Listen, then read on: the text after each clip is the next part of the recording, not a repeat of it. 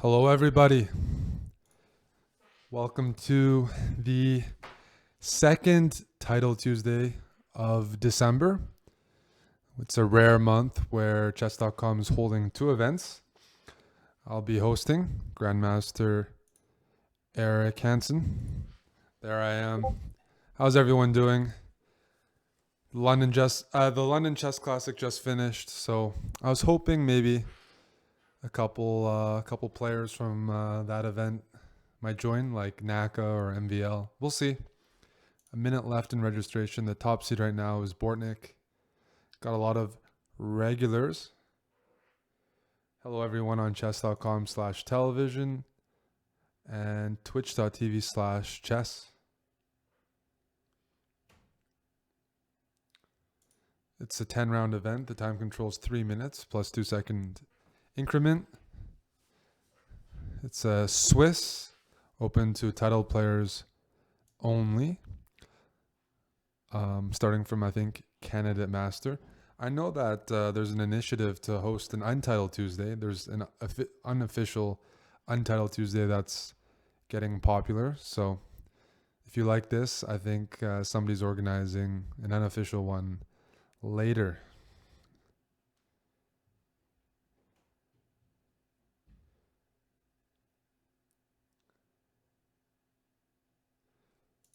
Oh, the round has just begun. Here we go. Let's follow board one. Let me know if there's any players to keep an eye out on. I don't mind looking at different games. I'm pretty flexible. For now, I'm going to stick to the top boards, but we'll definitely be moving around. Last week, there were some technical difficulties, so that's why we're running a second Title Tuesday. But last week, Alexander Moskalenko won from Russia. It was pretty exciting. I do recommend checking that one out. It was on YouTube. A lot of upsets. Let's see who's playing. Well, this is a matchup. This is a good friend of mine, Dr. Usidik, playing black, national master from New Brunswick in Canada, playing against Chess.com regular commentator Robert Hess. And this is a pretty common variation. I might actually look at this a little bit. I won't be biased. I play the French sometimes, but I play against the French more. So I sort of like both sides here. You can watch. I'm not competing. I'm commentating.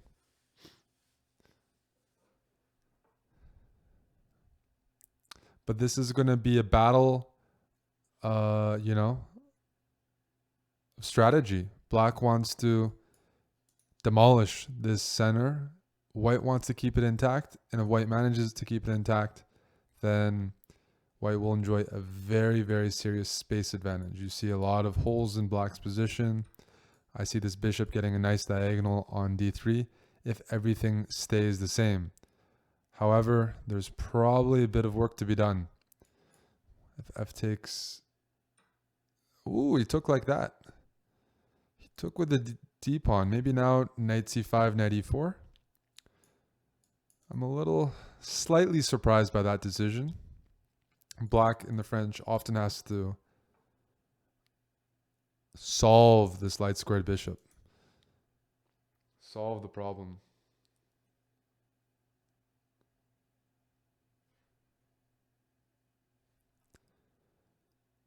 Interesting move here. Threatening rook takes f4. And if queen takes queen, knight takes queen, threatening rook takes f4 and knight c2. So I'm trying to figure out if g3, there might be queen e4 check. So that's why knight h3 was played instead of g3. Trying to be safe. Interesting match. And remember, in the first round, there's going to be a lot of rating mismatches. But we always see upsets. Some other top seeds here. Arabic Falcon, Grandmaster Salem from the United Arab Emirates. He's playing against a Latvian Grandmaster here. position looks fairly balanced. Black has quite a bit of space himself, has some open lines for his own bishops, and time is even. You could say white has a bit of a better pawn structure. At the same time, maybe black can make use of the b file. I don't want to go to too many games at once. I want to check back on this one because this one, both players are taking a lot of time in the opening. Robert Hess from New York here playing white against Goala, aka Dr. Usadik, a member of the Montreal Chessbrahs, my pro league team. But he's got some things to solve here, and that is getting this bishop out, but most importantly, adding more pressure on the center. If white can maintain the pawns, then at some point, I think black will start getting pushed back. Black has a bit of a lead in development, and he needs to use that. I'm not sure if bishop d7 is the move, but it doesn't look bad.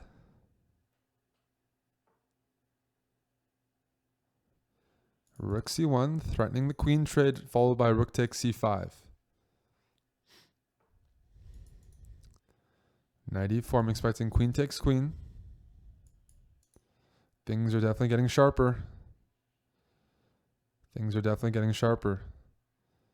Black's getting ready to take away the knight and maybe challenge the c-file. Also, rook c7, bishop c6. This is getting tense. Still rook c7. g3. Thing is, this knight on h3 would love to get into the game, but f4 is hanging. So some issues, and Robert Hess here is down about 40 seconds against a lower rated opponent. He's playing white, so we might be witnessing, well, not an upset. I don't know the result yet, but this is a very competitive game. Now g3 is probably going to be forced to defend f4. g3 played. I'm expecting to challenge the c-file now, and I am starting to like black's position here. Goala from Canada. Elias Usadik, a national master who's in medical school right now. He's looks like he's fighting for the med students. They can still play some chess. You can still be a doctor and play good chess.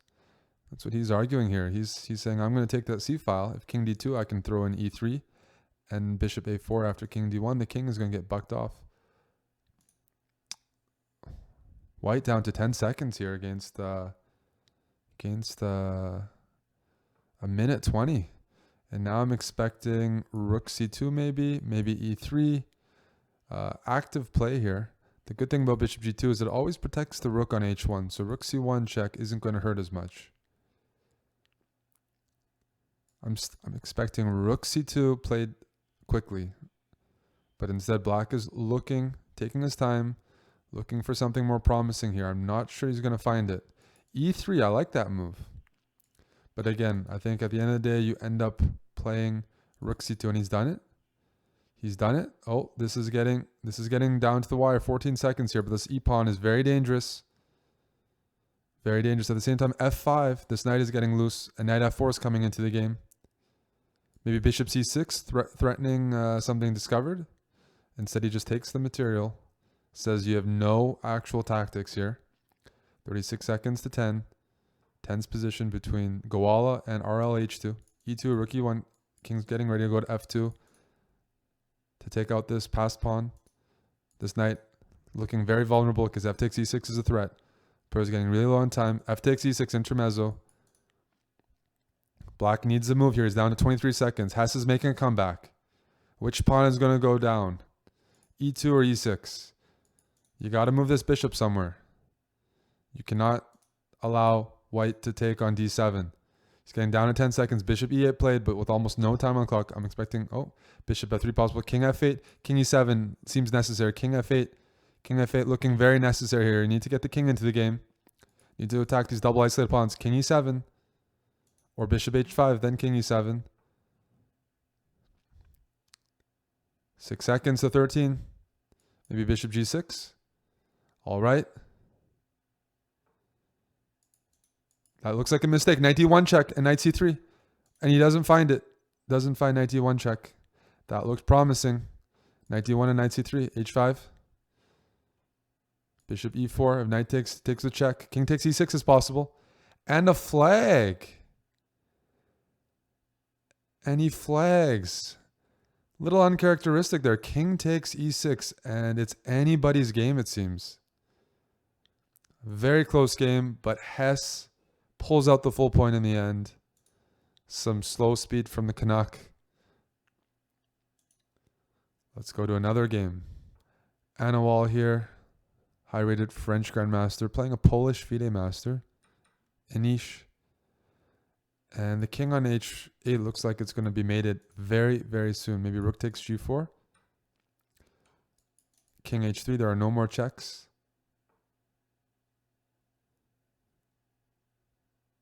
Is there a mate here?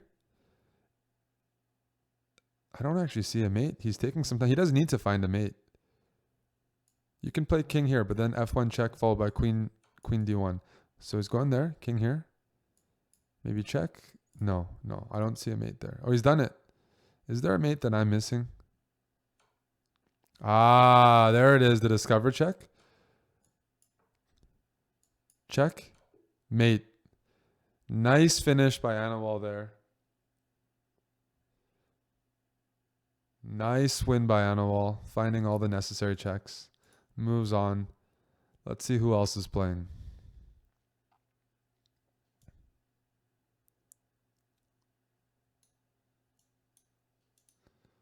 Let's follow Dutch Grandmaster Roland Prousers.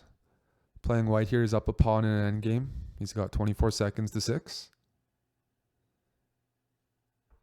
Black moves with 2 seconds on the clock. White's going to try to play the rook and push this pawn down. a6. This bishop is also running out of space. No real rush here. Put on a light square. Ooh, king f3. That's a bad move. The rook, that's the second pawn. And 2 pawns is too easy. I might even move my king to h5 and slowly kick out this king and even go for mate. King h5. Still needs to make some more progress. If check, king down, a6 is hanging. You might have to move back. Might have to move back, and he's done it. Starting king g6 now. You got to stop king g6.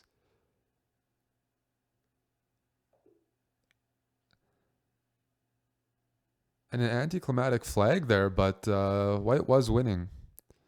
White was winning. Seeing a few flags. You have 2-second increment. You shouldn't flag unless you forget. Let's check on the remaining games. It looks like they're all finishing up.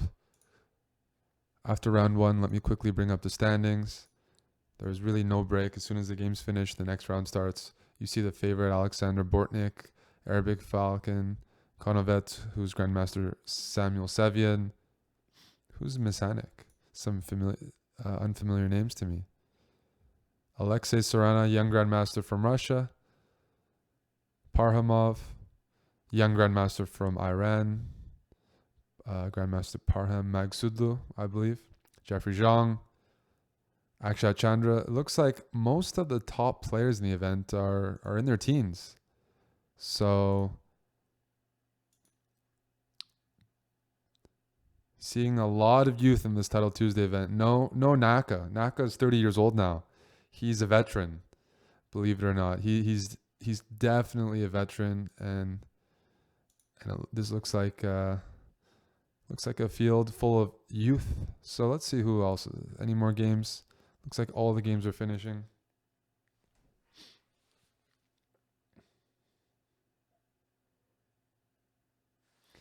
Grandmaster George Meyer lost. He often finishes in the top 5, so that's definitely an upset. But we're waiting for the second round to start in this 10-round Blitz event.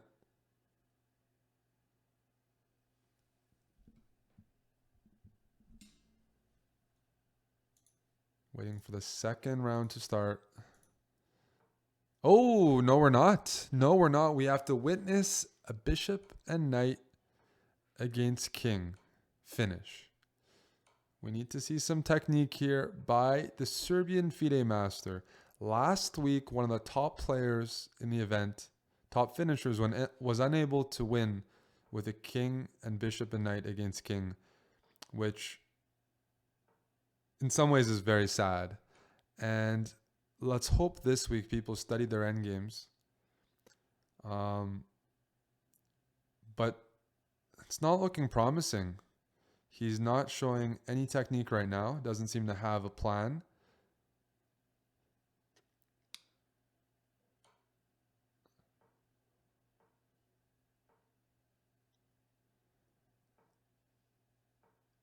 You got to get the king in a dark square corner.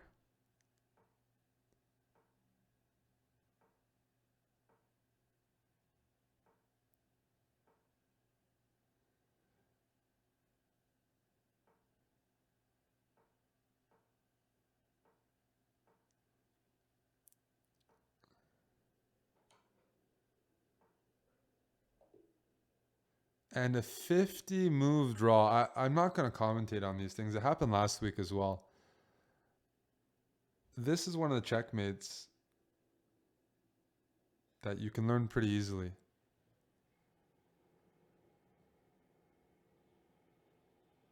I don't have much to say.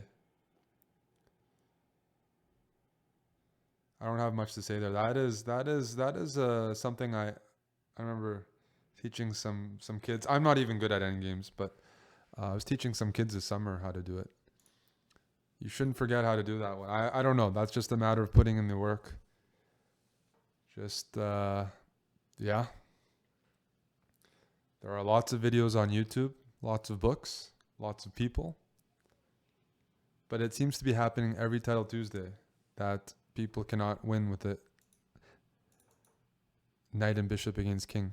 So let's follow board 1, round 2, Title Tuesday. And Bortnik, the top rated player in this event by Chess.com Blitz rating. He's playing white. We got a 2 knights Caro-Kann. He's playing a Romanian FIDE master. Oh, no, my bad. Sorry, Moldova. I try to offend people every week by guessing the wrong countries. Fortunately, I haven't done, maybe the most inappropriate mistakes, certain countries. But yes, a Moldovan FIDE master here. And white needs to expand, and he's doing that because he's got the 2 bishops and he's looking to open up.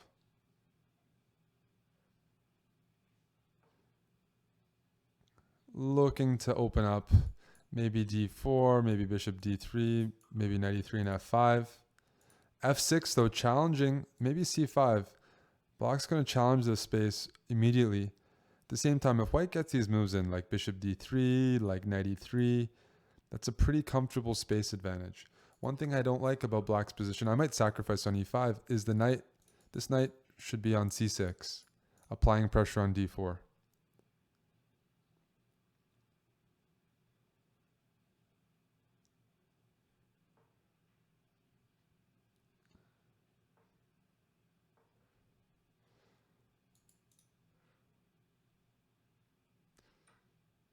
C takes d4. Oh, he's taking here first. Queen takes e6. And the in-between move, queen takes g6, should pretty much win white a pawn. You can trade everything off. Take on d4. Bishop e3. Rook c8. The next moves are going to come pretty quickly. Oh, knight b8. That's even better. Knight c6. Rook d1.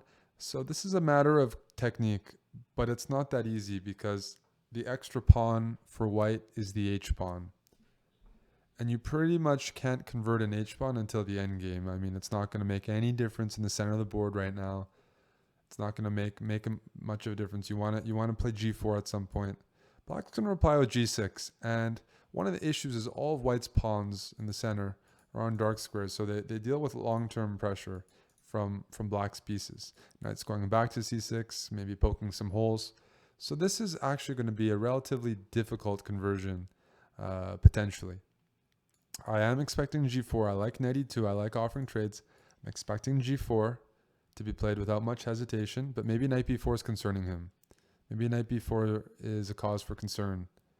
At the same time, if you play a3, then I put my knight back to a5, and I continue pestering. Black's got a very solid pawn center here. Decent pieces.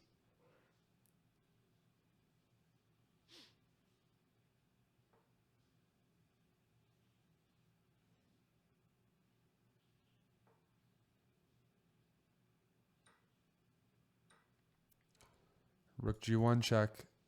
King F3. No, he's going to try to double rooks.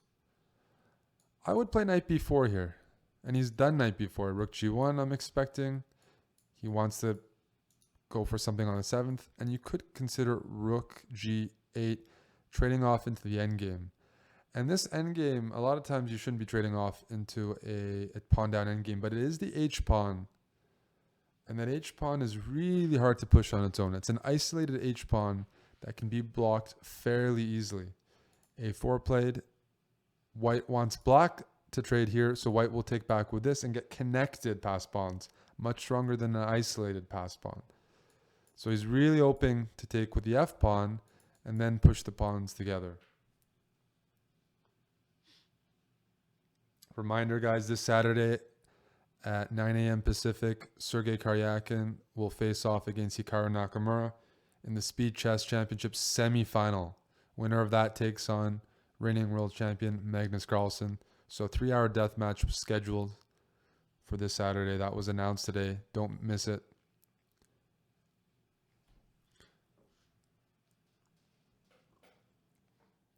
My coffee's cold already. Oops. That was a blunder by me.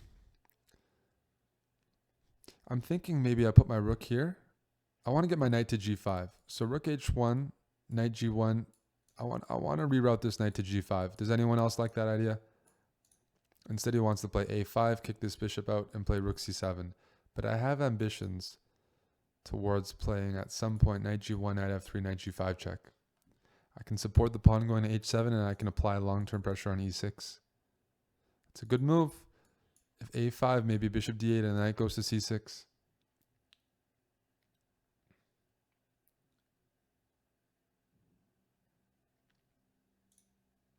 Black is playing well. I mean, he's rated 25-30 Blitz, which is a very decent rating on the interface. So, quite a strong FM. We're going to stay on this game. This is the top board of Title Tuesday, December edition. We're following Ukrainian Grandmaster Alexander Bortnik, trying to convert his extra H-pawn here. And one of the issues, he just doesn't have enough pieces behind it. Black always has, he's got knight, king, and rook, whereas white just has that H-pawn. That's why I've been advocating for knight G1, knight F3, knight G5. And he's finally done it. It's taken him a bit of a while. Maybe king G6. But king G6, then you still have knight F3. Okay, so he's found it.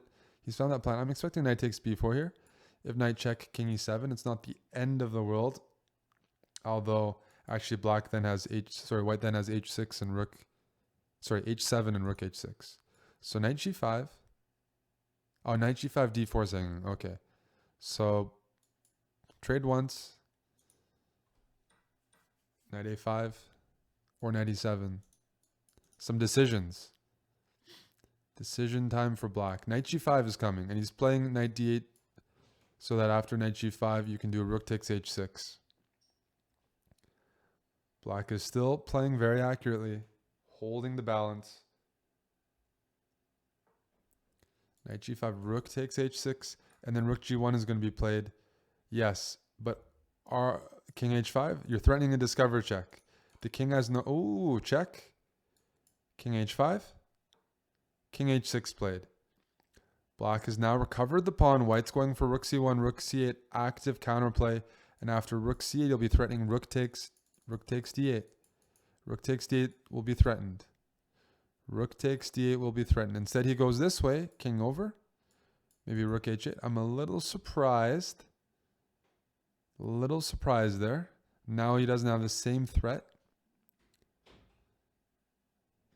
He's threatening rook E8, and he wants to go knight takes E6, winning this pawn and turning his E5 pawn into a passer. Rook E8, check first. Oh, okay, he did go for that combo. And what? So king G7. Knight takes rook B6. Rook B6. Is this knight trapped? Watch out, the knight might get trapped.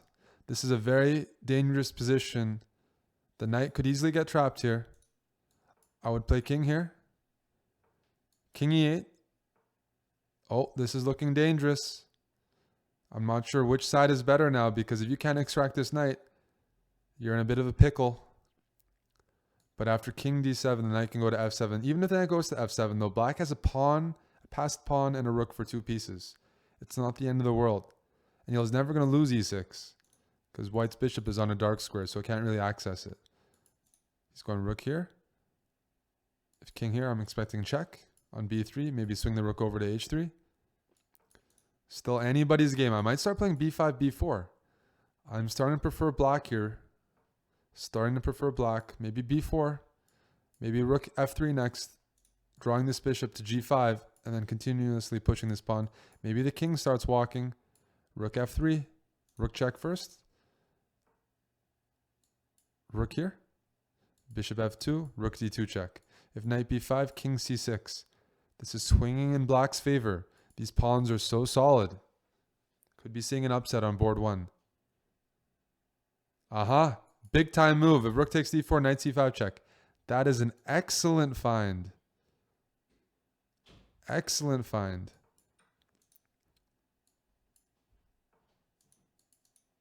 All right. The king wants to slide in. King wants to slide in. d4. I'm not sure about that. Knight check. If the knight moves, f4 is hanging. As long as black wins all of white's pawns, the 2 pieces will definitely have no advantage. Knight back to e6 maybe. Be safe. King d5. Are we going to see a repetition? If you lose f4, your bishop is hanging and e5 is hanging. We may very well see a repetition here. And bishop d8, very, very ambitious. Rook here. Now rook takes Ooh, he needs a move. If king takes d4, rook d1 check. Rook takes pawn. If king takes d4, rook d6. King d7. Black cannot lose anymore unless he blunders the rook. There are no pawns left for white. King e6. Oh, check instead. King takes. You can do king takes because the bishop's protecting the knight. And black decides, I'm not going to push this. I'm happy with the draw. A pretty well played game by both sides. Pretty competitive. Let's see if there's any other games. And that was one of the longest games of the round. So we're pretty much going into, oh, this is going to be a draw. There we go. The French Grandmaster splitting the point. And we're heading into round 3. Arabic Falcon, the number 2 seed, is now in first place. Jeffrey Zhang, Johan Sebastian Christensen from Norway, also on Twitter too. Varuja Nakobian, Axel Bachmann. Some new names as well. Is that the Faroe Islands? That is the Faroe Islands. I'm seeing some new flags. Colombia, Faroe Islands, Austria, Canada. Interesting stuff there. All right, here we go. Round 3, Title Tuesday, Board 1. Salem Saleh from the United Arab Emirates playing white here. His username is Arabic Falcon. He's playing against Axel Bachmann, the number 1 player from Paraguay, who recently, in the past week, retired from professional chess in favor of coaching and doing some other chess-related activities, but a very strong grandmaster.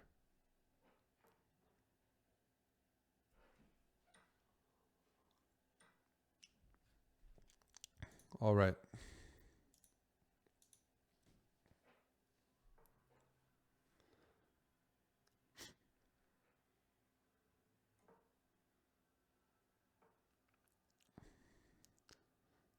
We have, I think, the note boom variation of the Slav. Some sharp opening that I don't know much about. I don't go for this, but it's always fun to watch. I'm too chicken. I'm a little too chicken. Black is up a pawn, but he's got some weak dark squares, as you can see. White has a lead in development. At the same time, this knight on d5 is doing a great job. It keeps his bishop on d2. Honest. Queen g4 trying to provoke g6. Maybe king f8 will be played.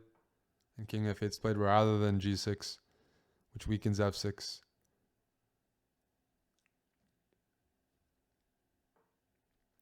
Rook b1.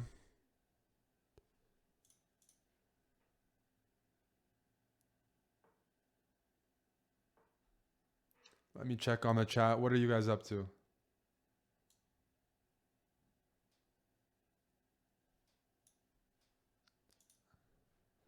Knight b6, trying to force the issue here.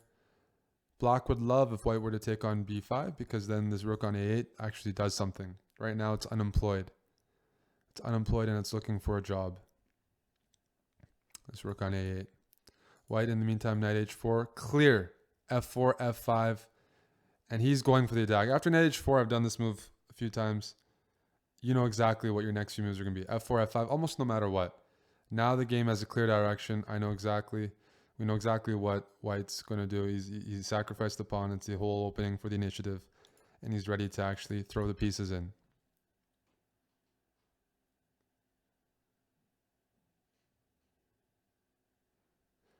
f4, f5.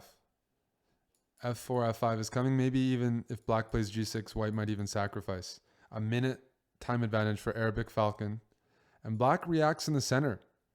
An attack on the flank is, what? Is there a saying in chess? Best met by a counterattack in the center? I don't know. There's probably a saying. There's like a saying for everything in chess. I don't know if they're accurate, but people always like to make up quotes. Rook takes b5. That recovers the pawn. It doesn't look like that was a good move for black. White's recovered the pawn. Black's king is still in the center. White has two bishops. Still has the attack. That only prolongs the inevitable. So now, though, that white's recovered the pawn, he doesn't need to continue going all in for the attack. I wouldn't even be surprised to see the knight go back to f3, the queen go back to g4, and the knight finds a nice, comfortable home on d4. I wouldn't be surprised if that becomes a plan moving forward. Right now, rook takes b6, this tactic, oh, that's my mouse, doesn't work because there's a rook takes d2 in the end. So you don't win two knights for a rook. Also, h4 is a little soft. Definitely looks bad for black. He's down a minute and he's not up any more material. The whole point of this opening is to win a pawn and hold on to it for dear life and endure an attack. Bishop c1. Maybe one day bishop a3 could be an idea. One day, baby. Knight f3. That's an easy move.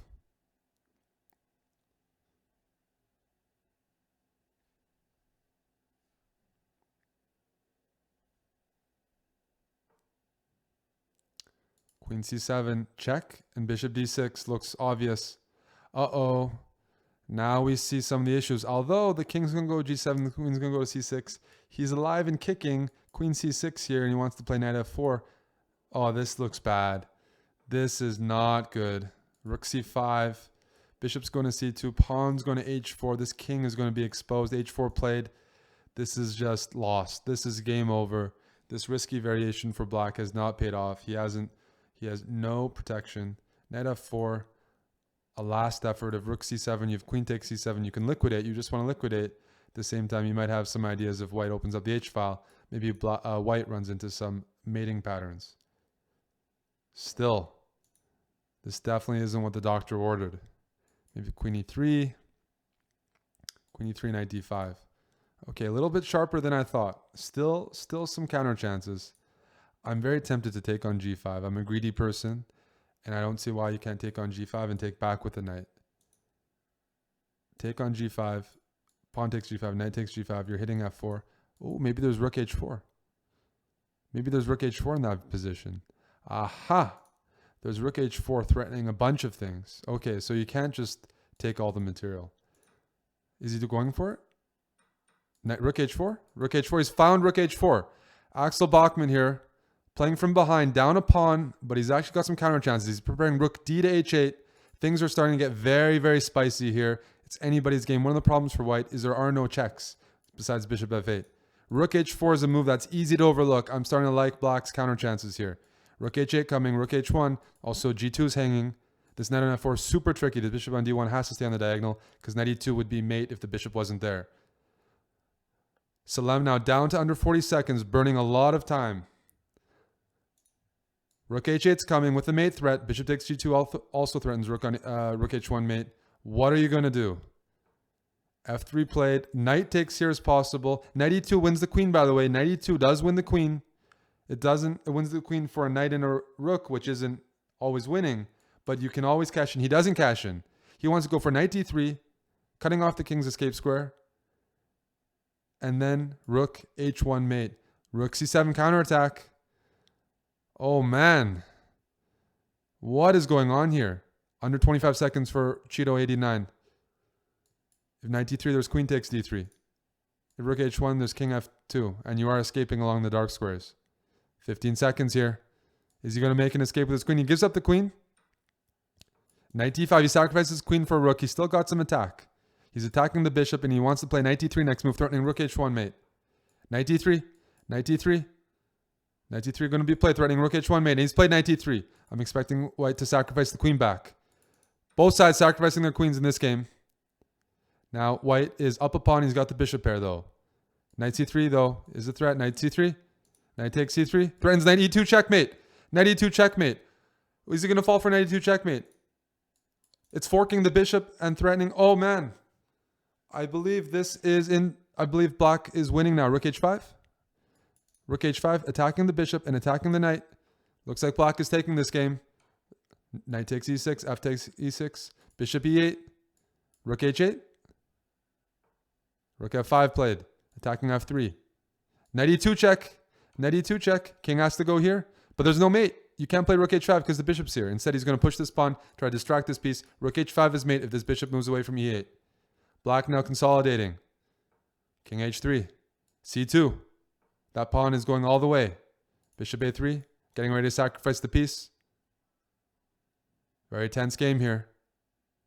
Down to 3 seconds. Black has to make a move. He's winning. Is he going to... Oh, he queens. Black up 2 pieces now. King f7. No, instead he's going for mate. Going for mate. Knight d4. Bishop has to move. Bishop check. Bishop check. The king is stuck in a mating net. Very close to a mating net, but I don't see it. Oh, check. The pawns are going to start rolling. Black's up 2 pieces, but he's down low on time. Got to watch the clock here. If white wants, he's going to play g4. Oh, my bad. Knight takes f4. That's a blunder. Knight g3 check, being threatened. Black's now consolidating. He's gotten rid of the f4 pawn. King here. Knight e2. Rook c7 check. King h6. And the king is going to be very safe. It's going to actually play king g5. Very soon, knight check, followed by maybe king g5 or knight takes e5. This is winning for black now. King moves or knight blocks. I expect white to resign. He's losing all of his pawns. Bishop takes g4. And now that's just 2 pieces up.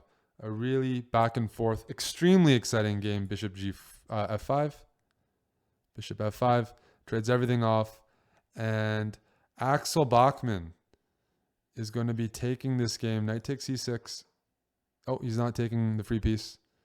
Maybe they're a little woozy from trading so many blows during this game. But I do expect him to convert up 2 pawns. 2 pieces, sorry.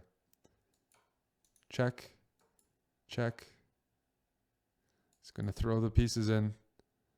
Taking a little while to convert, but they've been trading blows all game. Can't really blame them. Rook g3 check. The king's going to go to f6. It's going to go to e5. Look at how well black's pieces coordinate. Knight d3 check. I don't see a mate yet. He's threatening knight d2. King g5? No. I'll just watch. I won't commentate here. I'm sure he's going to find it. Is that a blunder? Did he just blunder? What? Oh, man. Oh, wow. Black has just blundered an entire piece. And now it's a drawn position. Black has just blundered an entire piece.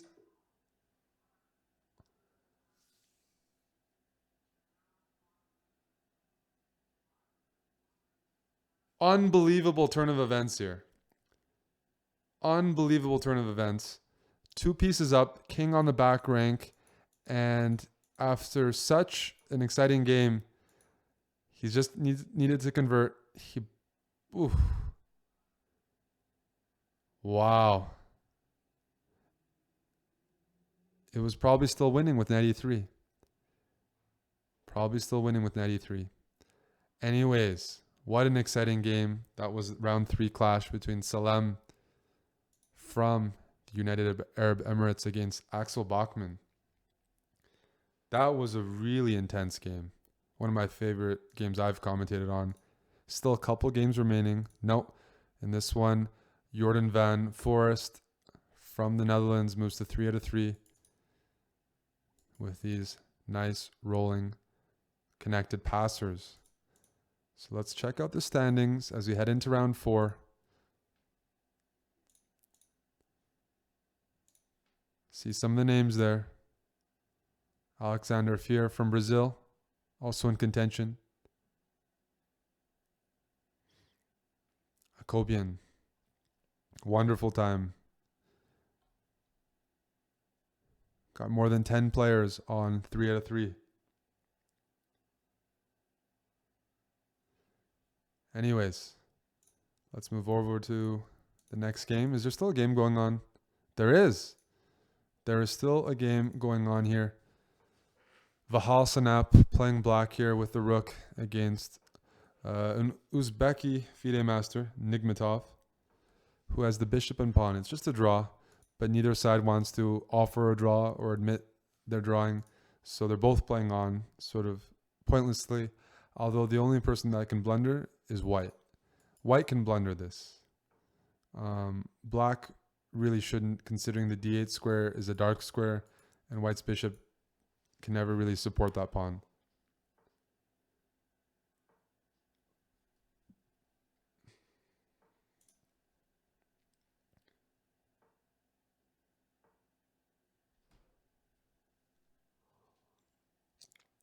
That last game, though, Salem against Bachmann, that's one for the ages. That needs an instant replay.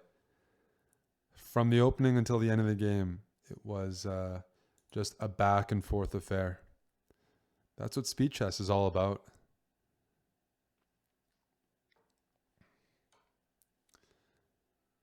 I think these guys both like the attention of being the final game.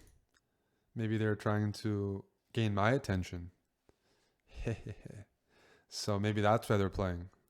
It's really a way to gain my attention because I'm forced to commentate on this, even though it's a dead draw. Except black, actually white looks like he might be trying to get himself mated, which, you know, whatever floats your boat. I'm not going to judge. King to c7. The king is now pushed to the back rank. Don't think it changes anything, but king a6. Oh, what did I do? I pressed something.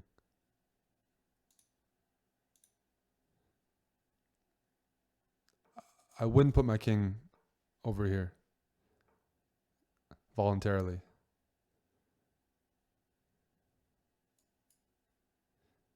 If king here, there's king a7. These guys are just trying to gain my attention. But there's nothing they can do. Oh, queen! What the heck? What's up with the chess today? King.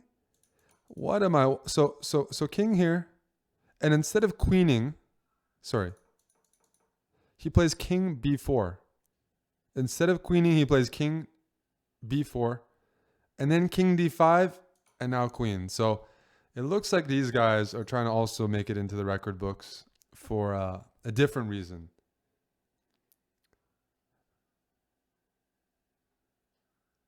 I guess that's why you play it on, folks. Games like this, you're seeing people tie down 2 pieces. You're seeing somebody completely forget about a passed pawn. I think he thought the pawn was going this way. My hypothesis is black started to think this pawn on d7 was actually going in the opposite direction. He completely had a brain fart. Well, there you have it. Some exciting stuff. I mean, the unpredictable. So over here, round 4 now of Title Tuesday. Here we got Benji Bach from the Netherlands, a good friend, playing against Salem, and it's already a wild game. Now, they're not on board 1, though. They have 2.5 out of 3. Who is on board 1? Not these guys. Let me find someone on board 1. And this game is on board. This is Alexander Fier from Brazil, playing against Jordan Van Forest from the Netherlands. Both players known for being pretty aggressive. They love complications. And already we have a serious imbalance. Look at White's pawn center. But at the same time, look at Black's setup on the queen side. Lots of space there. Lots of sharp things going on. The problem is, how do you defend this? If you play bishop f4, I can meet that with knight h5. If you play f4, I have knight takes e4. So Black has caught White in the opening, it seems. Knight takes e4, and this is a horrendous position, I think. If you lose this pawn, you're down a pawn. Maybe castles. He's just going to give everything up. But I can't imagine that's good. At the same time, anybody can blunder. I think we've all learned that. The top players in the event are blundering. It's been definitely blunderific. Oh! Every time I speak, someone blunders. If king takes, there's bishop a3 check. Bishop d4, this in-between move is actually a blunder because of queen takes d4. And then you win Black's queen for a pawn, but you gave up your queen for a bishop. So all of a sudden, now the tables have turned and White is winning or close to winning. He's got a bishop for 3 pawns, but this is a very dangerous one. Maybe bishop h5?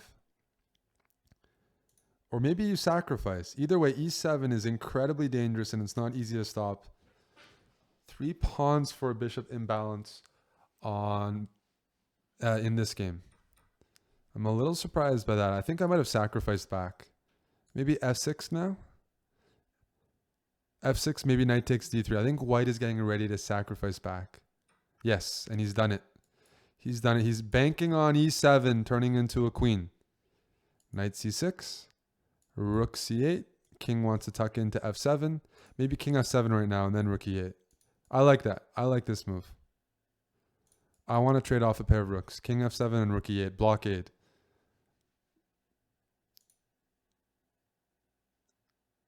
Do it. King f7.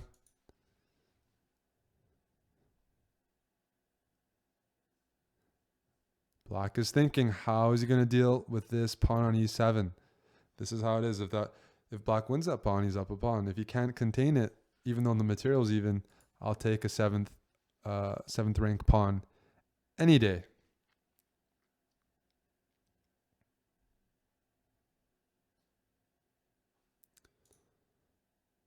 It looks like I should have played this tournament because it seems to be a tournament for people who like to blunder. And I'm really good at blundering. And it seems like I'd fit in. I'd make some friends in this tournament. There'd be a lot of friends. There'd be a lot of guys throwing their computer mouse, smashing their computer screen. I would fit right in with this club. This is not a good endgame for Black. I don't think he reacted in the best way. This rook on c7, super strong. Also, this rook's going to pick off a3. You can swing around in a couple different ways, but now it's only a 2-result game. Black's either losing because of this pawn, king f7, there's rook d8, or he somehow pulls out a miracle draw, but not a good reaction by Van Forest in this position. Very, very bad reaction. I would consider putting the rook back on d3, playing rook b7, and preparing rook d8 check. How does that sound? I think Black wants to play rook h5 and activate the rook this way.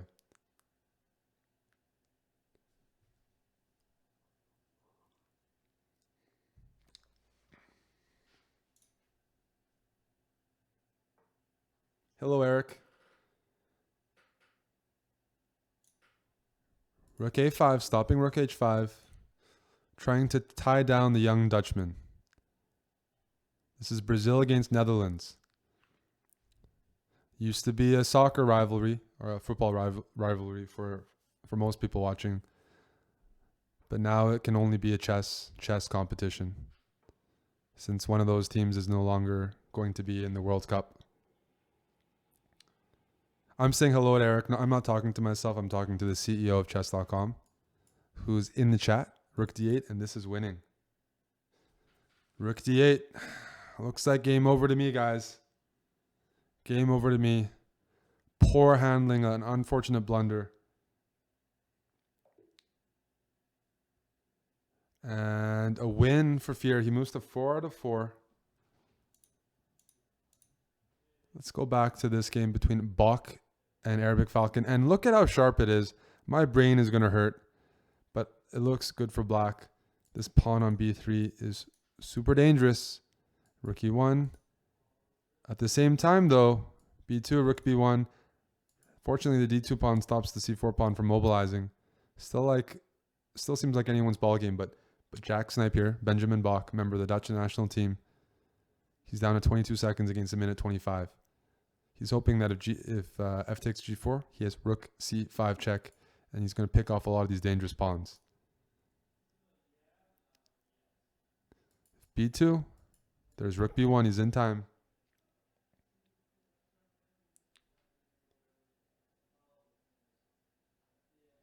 This is a 10-round event. We're in round 4. Bach against Salem. Title Tuesday, December edition. Black's got a knight and a pawn for the exchange, which may not be enough. It really depends. Rook h1, he's going to have to take some time. Why not rook h1? Rook b1. Very prophylactic. Rook check. Rook check. Rook takes c4. This is looking good for the Dutchman now. I think he's picking off e4 as well. Oh, if rook takes c4, is there knight a3? No. No, there isn't, because there's always a second check to throw in. So if king here, you can take on c4. If knight a3, there's rook d4. Otherwise, knight a3 would fork the 2 rooks. Some good timing by Bach. Rook d4 check. Right in the nick of time. At the same time, black's going to play king c6, I think. He's going to bring his king in to help support this b3 pawn. That's the only chance. Rook here, followed by rook to b4 next move, and he's going to take the pawn on b3. If knight c2, rook takes e4 check. I think this game is favorable for white now. I think white is now going to pick up this pawn on b3. I don't see how to defend it. Rook takes e4 is a threat, and rook b4 is a threat. Instead, he gives up e4 pawn to try to keep this pawn alive. Rook e3. Boxing him out. But was that necessary? Was that necessary? And instead, black doesn't take the exchange, moves his knight back, and says you have nothing, even if you're up in exchange. Knight on d4, very strong, supports the b3 pawn, just very centralized. Seems like anybody's ball game. Both players are under 12 seconds. If you want to bail out, you do rook takes d4, rook takes b3. I wouldn't do it yet. And that's a correct decision. I think white is the one who's playing for a win here. I believe white is playing for a win. Rook f3, king takes g4. Rook takes king takes g4. Then f4. f4 can be played here. This is a pin, and he's playing f4. Block 11 seconds, Salem 9 seconds. Rook d8, keeping the pin alive. Rook d1. Rook e2 check? I'm not sure. His king is going to start getting checked. And he bails out with rook takes d4, rook takes b3. Getting low on time. I think he got a little bit nervous there. This is now, well, it's a bishop pawn. It's still a draw, but you draw with active defense. King f7, and we're going to see a draw in king and pawn endgame because black's king is in position.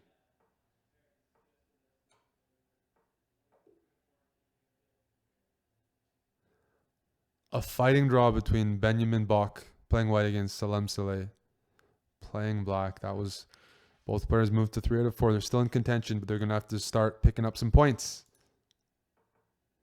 Over here, the world's youngest grandmaster from Uzbekistan in a lost position here, I think. The only thing is some stalemate trick. But down 2 pawns. One more time. And rook g2. Rook g2, followed by a2. Game over. World's youngest grandmaster.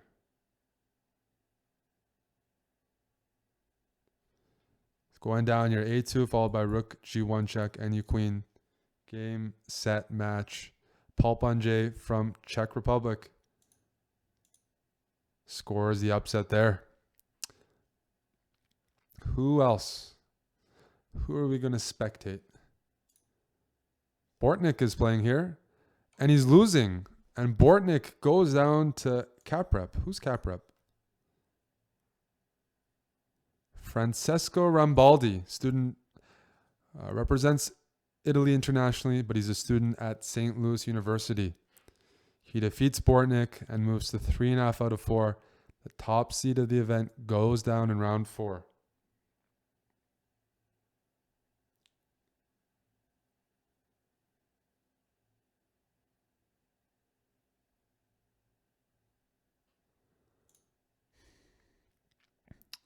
Let's put up the current standings of this Title Tuesday event. You see 6 players on 4 out of 4. Varuza Nakobian, Alexander Fier, Alan Pichot from Argentina. Let's identify a couple other people. Who's Armakiba? Gabriel Sargsyan, member of the Armenian national team. The Lancer, American national master here. 4 out of 4, pulling out some upsets. Who's Gamma Grama?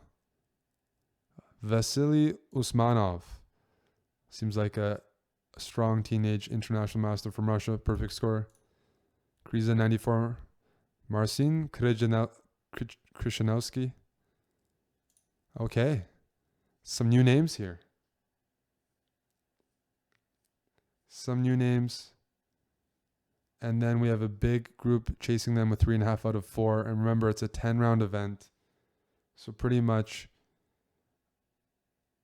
as long as you have 3 out of 4, 2.5 out of 4, you still have a chance. I think last week, 8.5 out of 10 is going to get you some money. 9 out of 10 is probably going to get you first. You have a chance.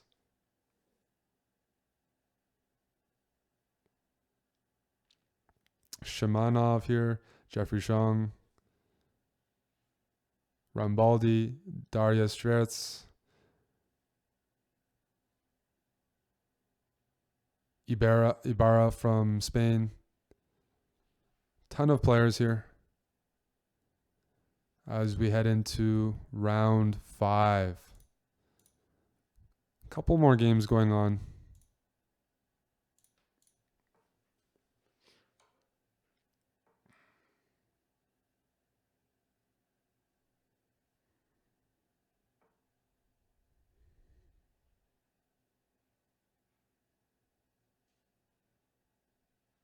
These players are taking their time. How do they have so much time?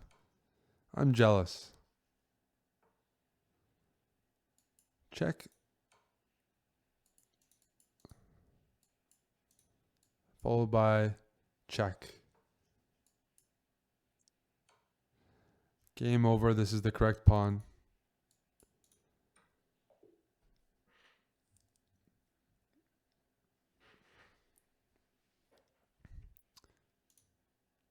No games left.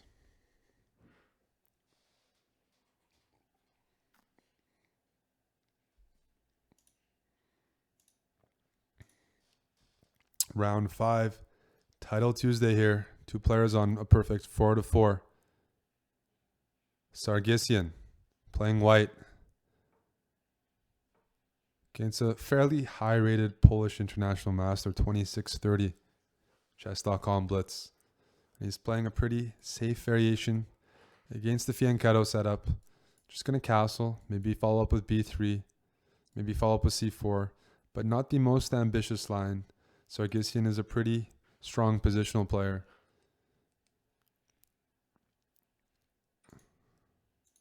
He takes on d4. Interesting decision. Let's go to, I'll have 2 games this round. The second game is Alan Pichot here, playing white against Varujan Akobian, who now lives in St. Louis. As you can see from his handle, it says STL there. And he is going pawn hunting. And he's saying, look, you can chase me away, but I'm going to go back to e4, where I'm going to trade the queens off. And when the queens are off, I feel a lot more comfortable being up a pawn. So being quite materialistic. Queen e4 I'm expecting. Yeah, it's played. Probably knight g5 is the follow-up. Eyeballing the e4 pawn, trying to recover. Maybe knight c6. Maybe bishop e3 now. No, instead I think he wants to put the bishop on b4. Is black going to take? That's the question. Is he going to allow bishop b4? That's a serious consideration. Knight takes d4, bishop b4 I think is what he wants to do, and he's done it. Saying if knight c6, I'm going to install my bishop on d6. And with the two bishops and lead in development, I have compensation. We're seeing all the moves being played right now. Akobian, a French expert, playing black against Alan Pichot, member of the Argentinian national team. A pawn is a pawn is a pawn, but two bishops are two bishops. h6, he's considering running his king off to h7. He doesn't want to play g6 and critically weaken the dark squares.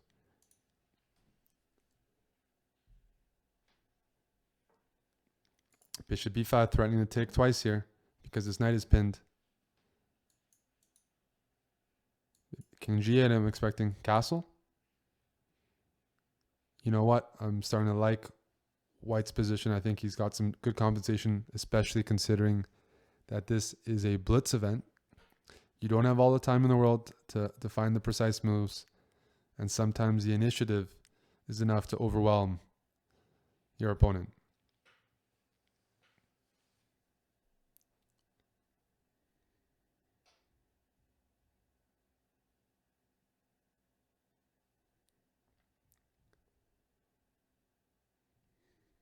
King wants to go to h7. Bishop needs to free up.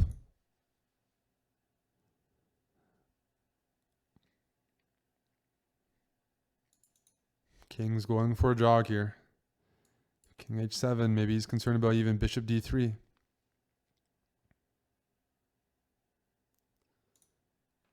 Check on this other game. Sargsyan playing white here. Ganging up on this e6 pawn.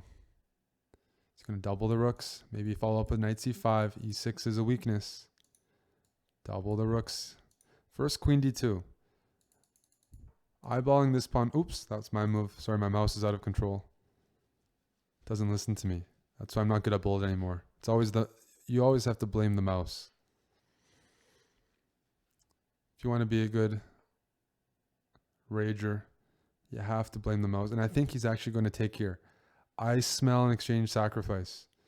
If b6, don't be surprised to see knight takes e6, sacrificing the exchange for a piece and a pawn.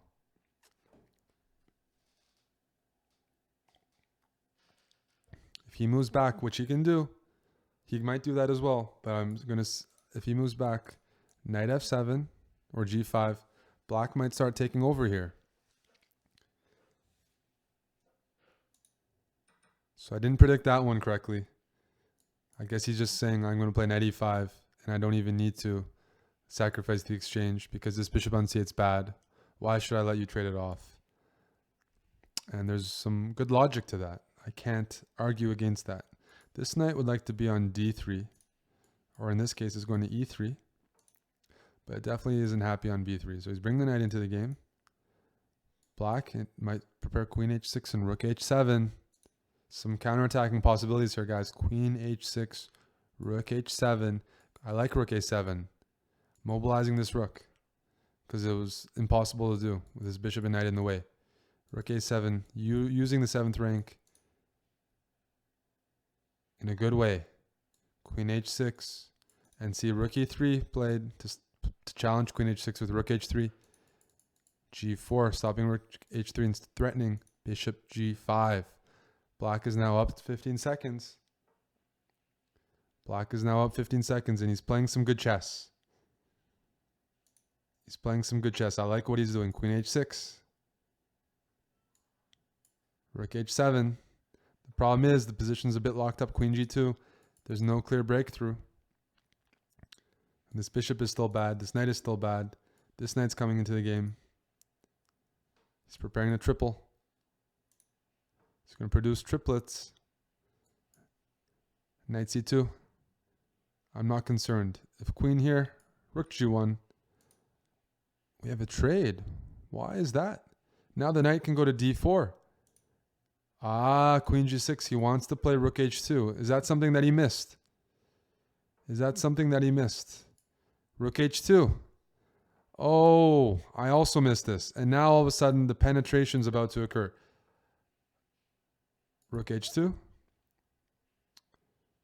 Black wins a pawn. He's still got some bad pieces. If I'm playing white, I want to play knight b3, knight d4 right away. But that was, it just didn't look natural to give away the bishop and correct the structure. But he wins a pawn. And I cannot complain against a guy trying to feed his family by winning a pawn. Queen takes e2, knight's going to d4. Still some good compensation. Knight b3, knight d4. Queen b2 first, putting pressure on b6. Knight c2, knight d4. Queen c5 maybe, knight goes to c6. It's not easy at all. Black is up a pawn, but it's not a passed pawn. It's well blockaded.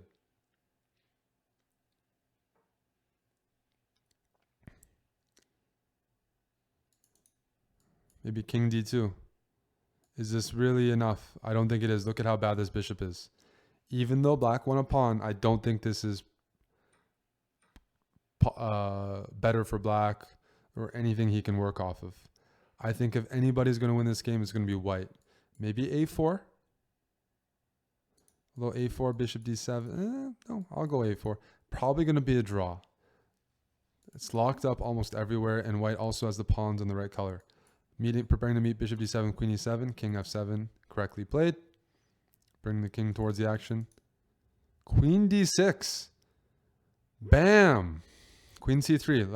Let me ignore that move. Queen c3. Is that really a good move? I'm going to play queen c3.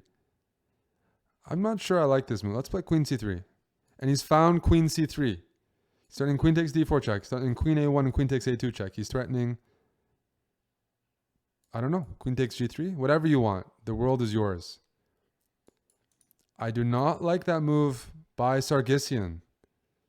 He got a little excited there. And the problem is black doesn't have to take. He can win the pawn back. I think he at least has a perpetual. Queen takes pawn. Let's continue throwing some checks in. Check. Check. At least has a draw. You can even... Okay, he goes for the draw. But I would say that's a good result for black, drawing the higher rated player from a position in the opening that didn't look too promising. Let's check on Akobian's game here against Pichot. Even material. Looks like we're headed towards an opposite bishop endgame. King takes h5 here. Bishop d5. Can you make progress? I don't think so. I think this is just a draw. Going in that direction is not going to help. King f5. King d4, bishop b7. King c5, I have king e6. Or I have g4. I can start pushing my own pawn. Is he going to flag? No. Getting low on time though. Push the pawn. Oh, I think white is overpressing. Push the pawn. King here. Take. King e7. And this is going to be a draw. Bishop d5. No matter what. Yeah.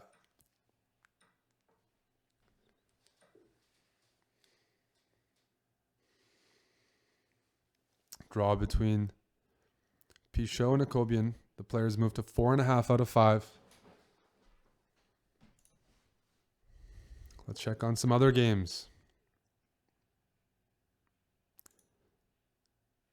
We got a weird position here that looks winning for black. Nuki, Grandmaster Gozeli from France, has a queen for a rook and a knight, but this knight on h1 is probably the worst knight in the world right now. Probably the worst knight in the world, and I would fire it. Oh, I spoke too soon. Every time I speak, I say something wrong. The knight's going to f2. At least I hurt the knight's feelings, and at least the knight's going to go to f2, and at least it's going to do something with its life. So I take that back. This knight on h1 actually had a future, and it was rude of me to count it out. That was rude. Knight's going to f2. He's going to sacrifice. I don't think it's a fortress, but at least the knight's not going to stay forever alone on h1.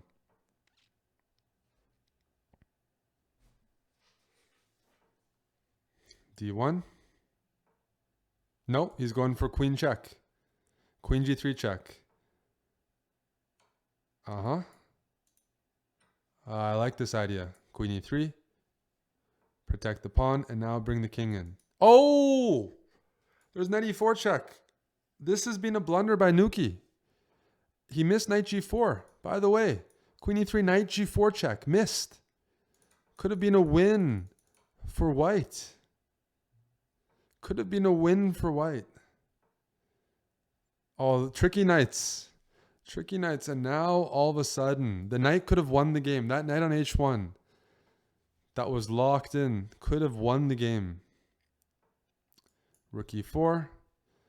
Now, this position is absolutely a draw, although that means, based on today's events, probably someone's going to blunder.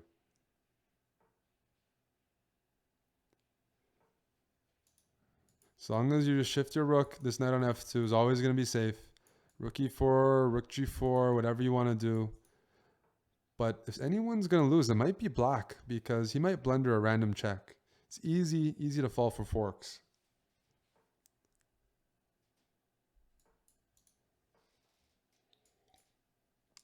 Knight back to f2. Knight h2. Knight h2. Not my move of choice. Rook f3. These players taking a while here. Last man standing. It's pretty much, you know, it might be a draw, but you're banking on your opponent blundering before you blunder. You're banking on your opponent falling over before yourself. Stamina against stamina. But really, there's not too much to play for here.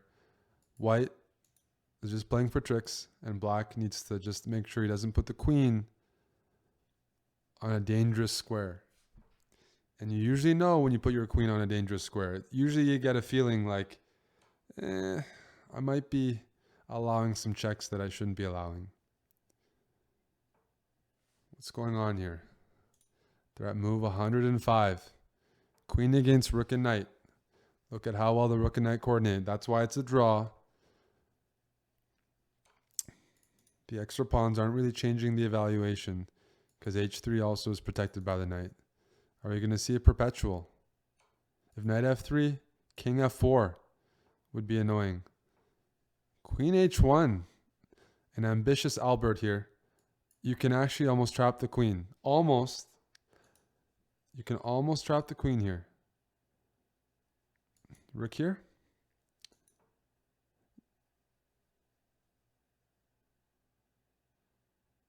I was saying I would trap the queen, keep the queen hostage with rook g2. Anyways, we have the current position, and he's done it. The queen is trapped, king f2, but I don't see a follow-up, unfortunately. I don't see any progress. The king has to stay within this box to protect the rook. But the queen is trapped, and you have bragging rights. If you capture a queen, this is a Game of Thrones sort of maneuver. This is a Ramsay Bolton sort of maneuver right here. Keeping Sansa locked in. Rook g4 coming. They're on move 120. He might be winning the pawn though. Might be winning the pawn. King f3. Maybe start king walking all the way over. I actually see white winning this pawn at some point. I'm not sure if that was the move I wanted. King up. I want a king walk. Oh, if king here, there's queen h2 check.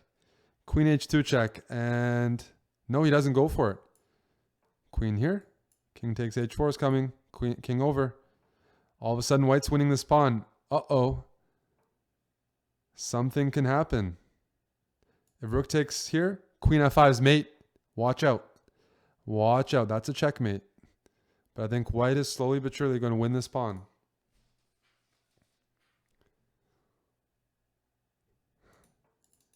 Lots of tricks here. Lots of tricks. What are you going to do? King takes? Knight takes? He's done knight takes. Oh, tricky move. Check. And that's a perpetual. Queen e5. Rook here. We have a perpetual. A forced perpetual if black wants. Is he going to go for it? I don't see anything better, but he might still play on. I don't know if they're upset at each other. I don't know if they're happy to make a draw. I really don't know. Give a check here. Keep us here forever. I got all day. I have all day until Friday when Star Wars comes out. Then I'll have to leave.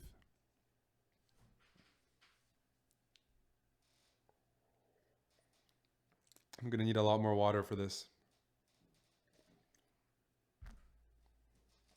A draw. A marathon draw. Woo! Round 6. Let's bring up the standings right now. On 5 out of 5, there's only one guy. Alexander Fier from Brazil. Got a bunch of players. 8 people with 4.5 out of 5. I think I used to watch a show, John and Kate +8. I think that's an American reality show. John and Kate. Something like that. It's pretty messed up. But anyways, we got 8 kids here with 4.5 out of 5. Akobian, Rambaldi, Sargsyan, Pichot, Jeffrey Shung, Daria Schwertz. All right, let's go to board 1. Jeffrey Shung here, playing against Alexander Fier.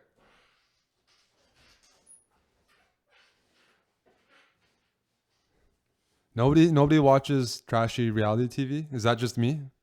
I'm addicted to reality shows. That's something I'm quite public about. I don't really have any standards.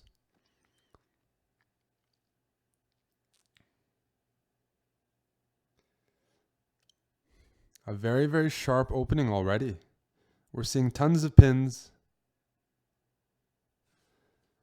What is he considering? He doesn't like bishop g6 because knight f3 and white just has this dangerous pawn center.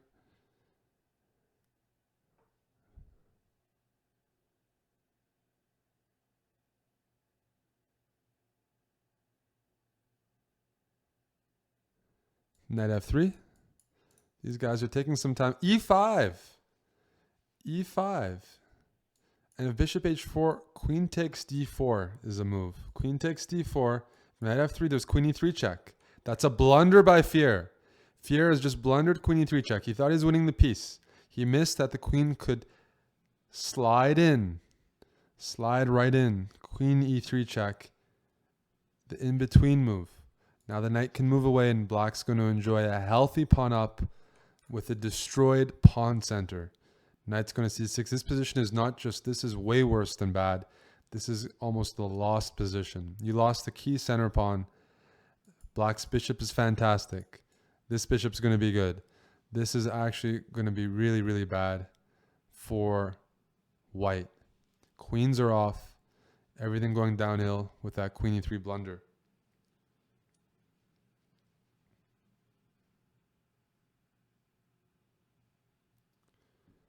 Knight b3 wants to centralize the knight and maybe on a good day swing over to b5. But just playing for tricks here because black is up a pawn. e5 is also weak. And Jeffrey is quite a quite good at converting. I was very impressed by that. A very patient player. No real rush. He's going to just limit White's counterplay. H5, bishop H7. I still have a beautiful diagonal. I'm not concerned. And keep in mind now, if knight d4 and you trade everything, there's bishop g5 check. He could have even taken on d4. Instead, he's going for mate. Knight b3 is mate. Knight b3 is mate. Are you going to fall for mate? Who here is going to fall for checkmate? Knight takes e6, knight b3, and you're a highlight reel. The king goes for a jog. Knight e4 check wins the game on the spot. Knight e4 check. Jeffrey Chong will take the sole lead. Is he going to play? He finds it. And that's game over. Game over. As I said, it was just a really one-sided game as soon as the queen e3 check blunder was missed. White thought in the opening after knight f3, he's attacking the queen with tempo, defending the bishop on h4. He's going to be able to collect a piece. He missed queen e3. Anyways, Jeffrey moves to 5.5 out of 6 and takes down the tournament leader. There goes it. Now Jeffrey is in first place right now. Let's watch some other games. Let's watch this game. This is between Norway and the Netherlands. Benjamin Bach against Johann Sebastian Christensen. Black is up a pawn, down 40 seconds. King a little bit exposed, but so is White's. I'm not sure this is really an issue, especially with the queen on a5. The queen on a5 is on tickle duty. It's threatening c7. It's threatening a7. But that means it's very far away from the center. And knight takes f3, a big tactic by Bach. I love it. I love it. G takes f3, queen h3 check, bishop h2, queen takes f3, king here, rook takes e4, threatening rook g4, wins the game. That's a game-winning tactic if White takes. Very, very nice moves by the Dutchman. Very, very nice moves. Knight here, also threatens knight d2, knight takes e4, just destroys White's pawn structure. And I think that is actually going to just be a game-winning tactic. G takes f3, queen h3 check, bishop here, queen takes f3, king g1, rook g4, and rook, then it's mate. Rook takes e4, rook g4. And he's done all of it. He's got 4 pawns right now and pretty much forced checkmate. King h7 on a light square, getting off of any checks. And Benjamin Bach will move to 5 out of 6 with a clean win as black. Rook g4. Can't stop, won't stop. Thematic.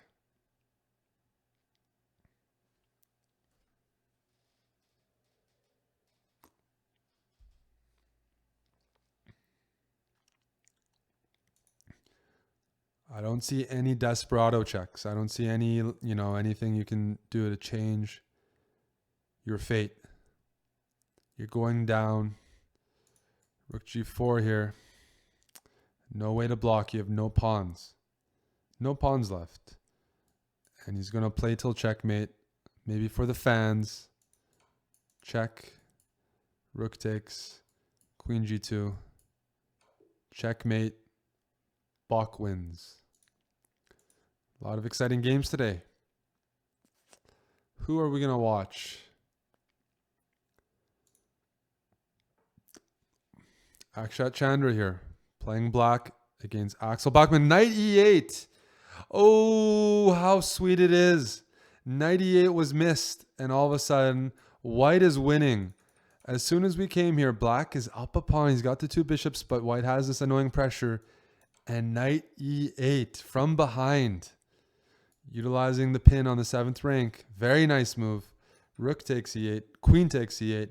You can't stop rook takes d7 next move because the bishop is pinned. And game over. Game over. Knight e8, very easy to miss these moves. Nice finish by Cheeto89, aka Axel Bachmann. Who else is still playing? Top-rated Bortnik, trying to come from behind after an early loss. And he's got no checkmate because that rook is pinned. Wow, what is going on here? How do you stop b7? b7. This rook is pinned. This is going to be a win for the Brazilian. Rook takes. Queen. King up. If f2, queen a7 check. And we're going to see an upset here. Roberto Molina from Brazil. Wait a second. Why didn't he play queen a7 check? There's, what?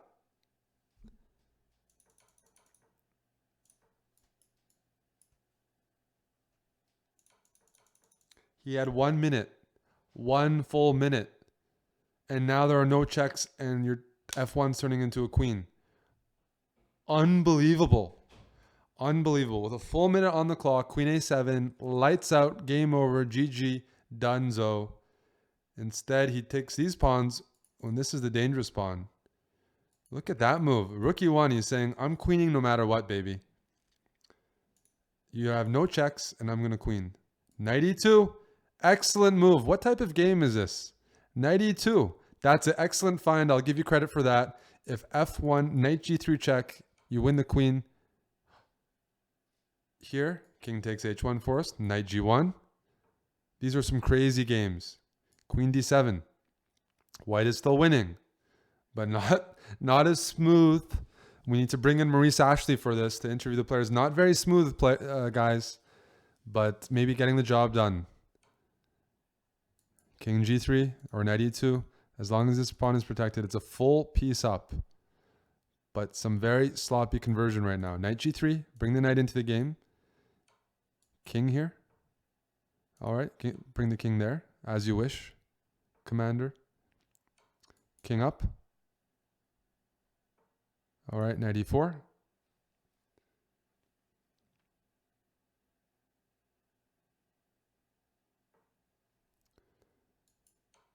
We've seen some cool moves this match. Queen d7.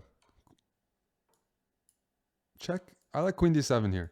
It protects a4 and it threatens queen h7 mate. Okay, this also works, threatening queen g5. This is going to be game over. King g3. And in the end, he wins. Oh no, never mind. This is why queens are so annoying. Is that a blunder? Queen takes a4. Oh man, this is tough to watch. Check. And we have mate. Finally, we have forced mate. Knight takes g5, queen here. And just a back and forth game. Just a back and forth game. But Roberto Molina scores an upset. And he played very well. He just made life a lot more difficult than it should have been. Life could have been much less stressful with queen a7 check. Or, yeah, queen a7 check. Anyways, he won. We all make mistakes in Blitz. It's my job to make people feel bad about it, but I make a ton of mistakes too. Molina from Brazil scores a big upset on the top seed, and he moves to 4.5 out of 6. Who else is playing? Bortnik's brother, who's a high-rated international master. Mikola Bortnik. This is a draw. White queens, everything gets traded. Nice and simple.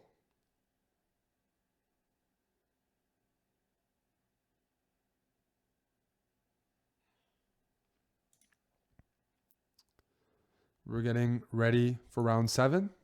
Let me bring up the standings for you guys. It's been very exciting.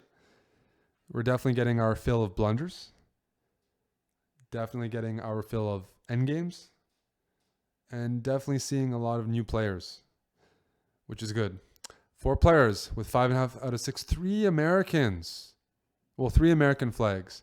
Akobian, Rambaldi, a student at St. Louis University from Italy. Jeffrey Zhang, and a high-rated Armenian FIDE master, Vai Danielian. So we have to watch him because he's made it to 5.5 out of 6, and I haven't seen his games. We're about to get to round 7.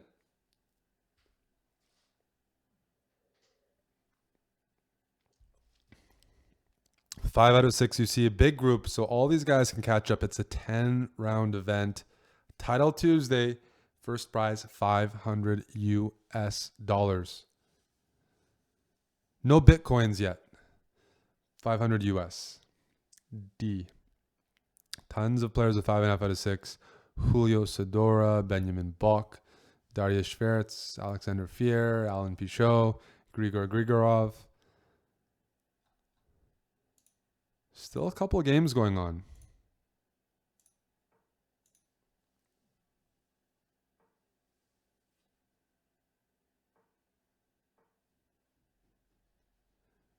Oh, this is a long game, and it looks to be an endgame. Yakov Norowitz playing black.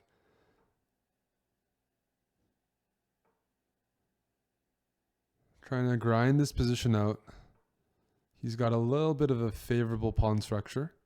G5 on the wrong color. Black super solid. He's up 17 seconds. But the players repeat. Just not enough of an imbalance to push.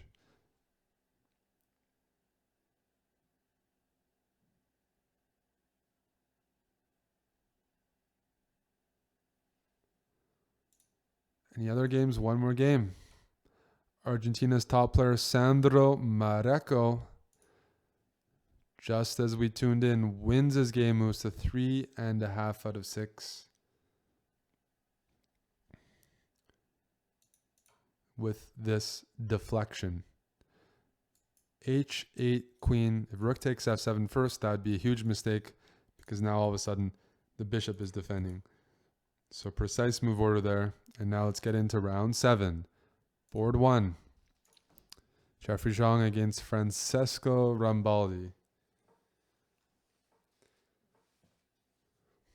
We have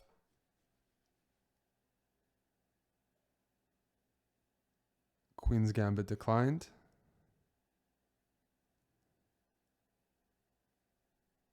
It looks like a Catalan.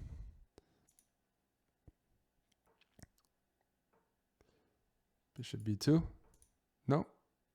I don't know. I'm really bad at opening names. That's all I'll tell you. Never listen to me when I say opening names.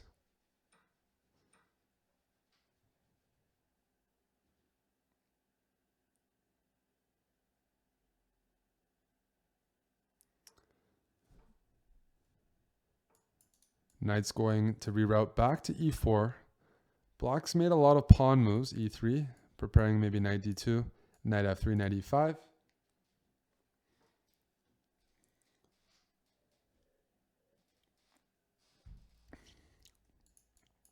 h5. Is he going to go h4? It's a very aggressive approach, especially considering this guy's not developed. But I think black wants to play g5. I think black is going to start assaulting white's king very soon. I'm not sure if it's correct, but it looks fun. Eric, I have a question. How do you deal with rage? I have this problem. Cheers from Iraq. Thank you for that question. I don't know how to deal with rage. You don't want to learn from me.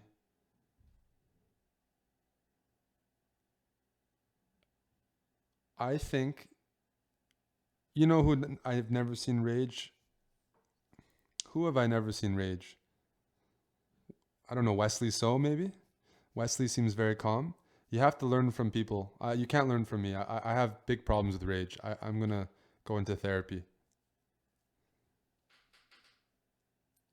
I broke my new monitor the other day because I got very angry. You don't want to... Yasser. Yasser. Has anyone ever seen Yasser angry? So I suggest buying a book from Yasser Seirawan, reading it, and trying to just be like him. Yasser, never. I've never seen Yasser really upset. You have to study Yasser Seirawan.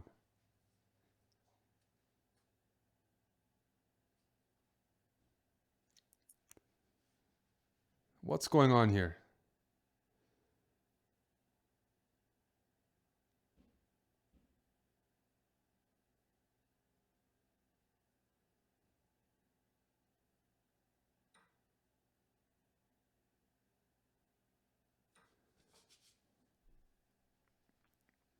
b4. Is queen c6 coming? Maybe queen c6 is annoying. So queen queen d7 stopping that, preparing rook c8. It seems to me like black is equalizing. He's going to follow up with rook ac8. He's going to play b4, open up this bishop, and grab some more squares. And it just seems equal. Balanced. Pawn structure very even. Maybe Eric spoke too soon. I didn't look at the tactics here. And this is available. Queen e2. Now you can't play b4 because the bishop is hanging. And after f takes e4, bishop takes e4, all of a sudden I'm very, very, very, very concerned about black's king safety with bishop g6 and queen h5. Bishop takes e4. I want to play. Oh, and he stopped bishop g6. Good move by Rambaldi. An excellent move. Bishop d3. Keep the threat alive. Prepare king g2. Prepare rook h1. So bishop d3 looks like the calm move here. Bishop there. I'm not sure about that. I guess it's a safer approach, but it allows black's queen to get a pretty natural square. Now maybe rook c6. Preparing b4 again. I think black is back in an okay spot. So rook c6. You can play rook c2. I'll meet it with rook d2. You can still do it. You know, you're allowed to do that. But I don't like giving the queen this g6 square. It seems to be very effective on this diagonal. Maybe just, b4. Nice intermediate move. Maybe rook c8. This doesn't seem like white is, white's not doing any better here. Not at all. I think that was a bit of a mistake by Jeffrey to allow this. I might even play king f7. I'm not sure. Queen h6, attacking the bishop and attacking the rook. How's that? Queen h6 looks effective.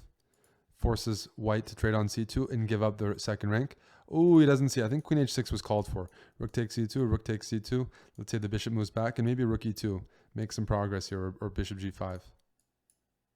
Anyways, black retreats. He still has the c file. Still looks good for black. He'd love to get this bishop on e4 at the right time. I do like Rambaldi's position, but he is down 40 seconds. This is round 7. Title Tuesday, December 2017. But black is making progress here. He's got the c file.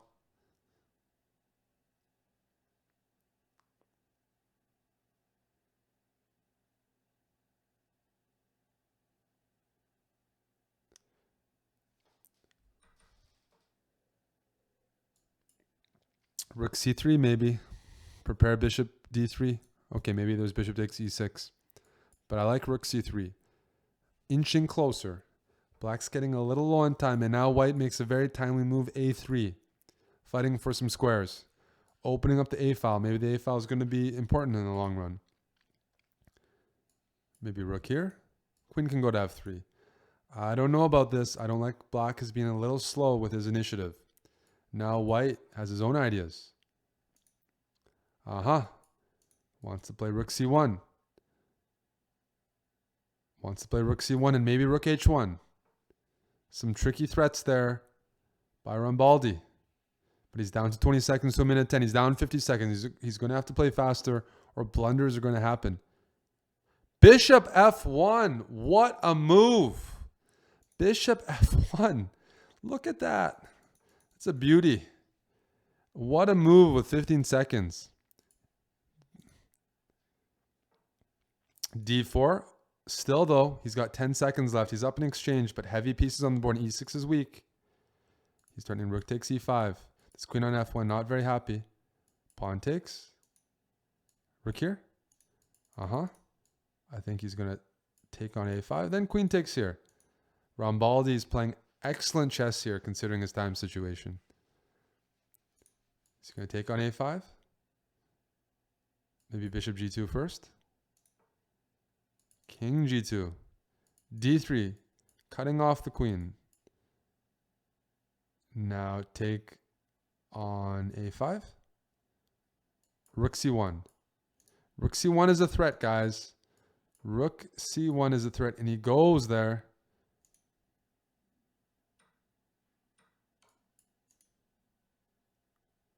I don't think this changes anything.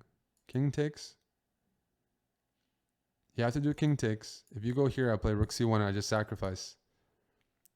What's wrong with king takes? But it looks like black is winning. King takes, there's queen check and queen takes c6. Ooh. Ooh, there was queen c1 and queen c6. Let me show that quickly. No, I won't show it. The game is ongoing. No, now that is just winning for Rambaldi. e6 can be played, but I don't see how you make it. I don't see how you're going to make it. Go for a sprint. Go for a bit of a sprint. Headbutt the bishop. Bishop goes back to f3. Queen e1 maybe, or rook c2. Queen takes f2. Can't be stopped. Take. I might even play king d4. Don't allow the queen. And king e3 next move. King e3.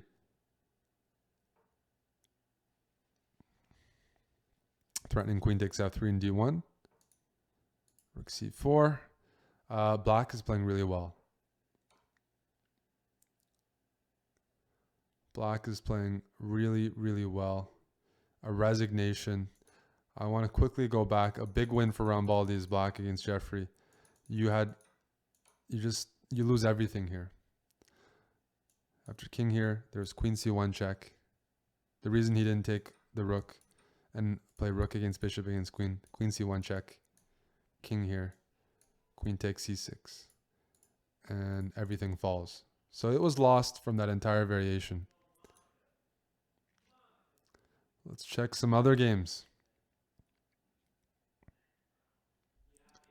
Let's check some other games. Sadora here, playing white against Darius Schwartz. Julio Sadora represents the Philippines, but he does live in the U.S. He's lived there for quite a long time.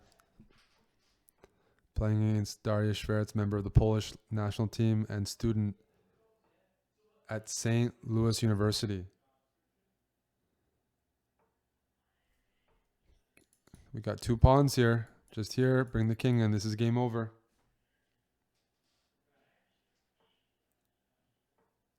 This is just game over. Bring the king in. Whatever way you want to go. King c3.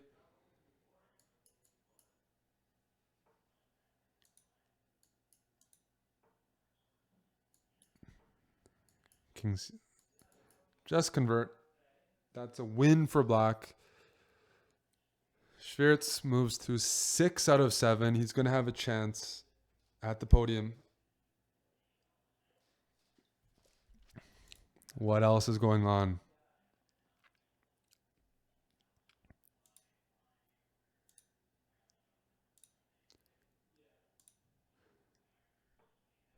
One random here.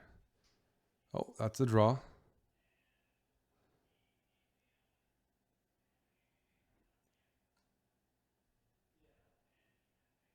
Not sure why necessarily. Maybe there's king e6 in this position followed by bishop d8. But anyways, that was almost the last game of round 7. Let's bring up the standings here. Title Tuesday.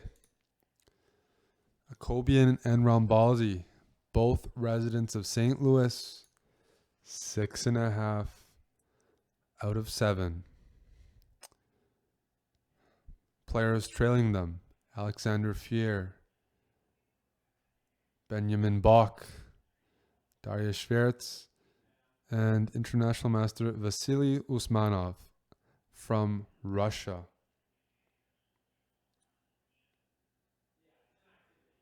Then you got a lot of players with 5.5 out of 7, but with only three rounds to go, you can't give up any more points if you want a chance at first place, that $500 first place prize. Looks like there's still one game. No, the games are all done.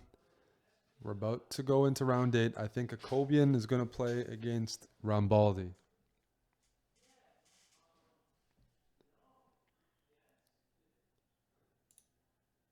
I think it's going to be Akobian against Rambaldi on board 1 Round 8.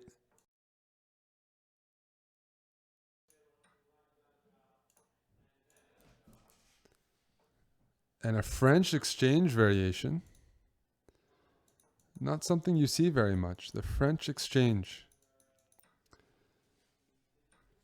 I've seen Magnus play it as white.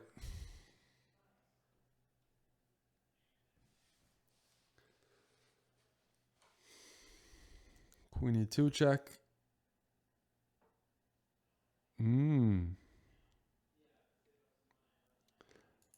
White is going to try to play against that isolated pawn.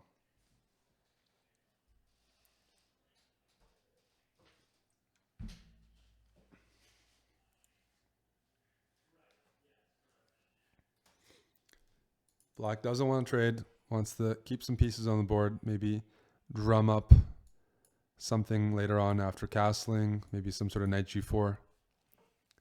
Doesn't want to necessarily go into an endgame with this isolated pawn on d5.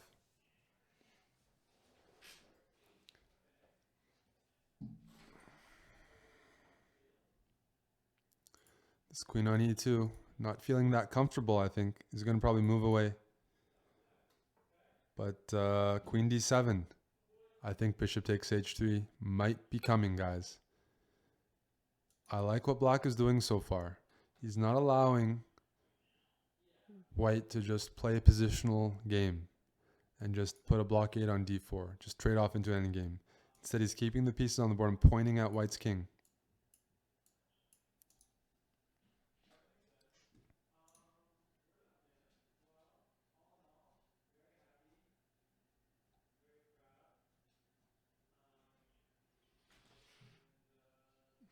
In the chess.com/TV chat, people are debating about evolution for the last 30 minutes, I see.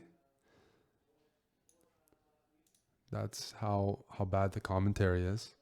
And in the Twitch chat, they're discussing if you should brush your teeth in a car or if you should eat toothpaste. So I think that's a good that's good feedback on my commentary.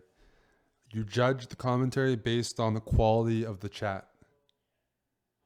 You judge the commentary based on the quality of the chat, and I think those two important subjects say a lot about what I am doing.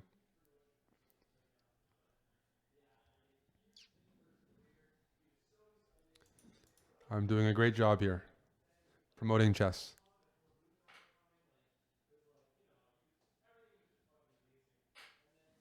Knight g5, a bit of a counterattack. Not counterattack, he just wants to stop this bishop takes h3 move, which I understand. Bishop takes h3, by the way, is really annoying. So d4. Excellent move, and I think Rambaldi now is going down, guys. If he moves the bishop, bishop takes h3, discovered attack on the queen. If you trade everything off, I take on d4, still bishop h3. If queen f3, bishop g4 traps the queen. The queen is trapped. So the queen has to go here, but then just queen g4. Threatening mate. Threatening d4. So the queen f1, queen d1 seems more appropriate. Maybe bishop g4.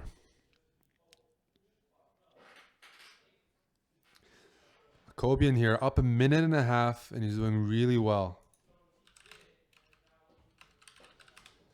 He's gotten rid of his isolated pawn.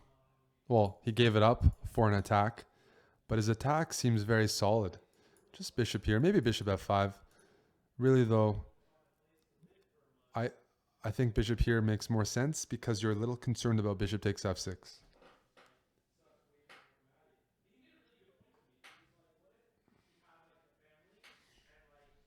Queen d2 played.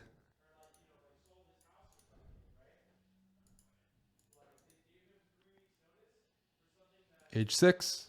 What do you do after h6? Wait a second, h6 here. If bishop takes f6, g takes f6.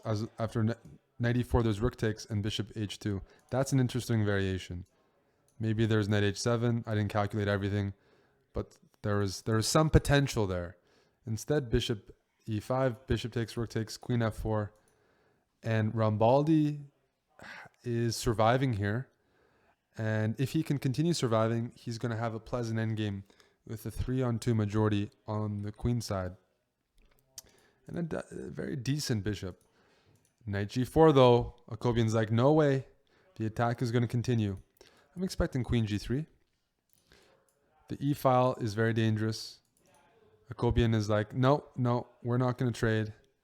Going to continue assaulting the king. Maybe a rook here, followed by rook f6. Maybe h4. But the e-file is firmly in black's control. Black is up a minute. Varuj and Akobian here tied for first. If he takes down Rambaldi playing white, he'll be in clear first. That's the only guy tied with him so far. Queen c7, preparing rook f6. This is getting very, very iffy. Rook f6, rook f6. Queen c6 check, maybe. Or rook f5. Rook e to f5. How's that move? King g7, not allowing the queen trade. A good decision by VAR. Not allowing the queen trade. That was a good decision because white was hoping to trade off queens. He's down to 20 seconds. Life would be a lot easier without black's queen constantly harassing. So king g7, b5. This bishop was blocking a lot of things. He wants to go b5, force it off of its comfortable space. Queen takes c2 now. Queen takes c2 here. What's wrong with that? Nothing is wrong with that. Rook takes and queen c6, and that is winning. Rook takes c6. Rook takes f3, sorry. Rook takes f3. Played on the board. Queen c6. Oh, he didn't play it. He didn't play it. That was me that played it. Maybe I can win the tournament. Maybe I can win the tournament. Getting a little too excited there. Still winning. Wait. What's going on here? I should get some points for my tactics. I need some points. Got a little too excited there. But black is up a pawn here. Still got a big attack. He's on his way to winning.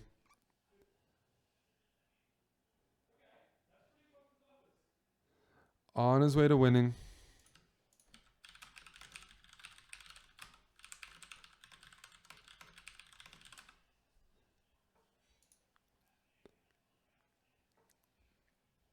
Queen d4, queen h2's mate, and he finds it.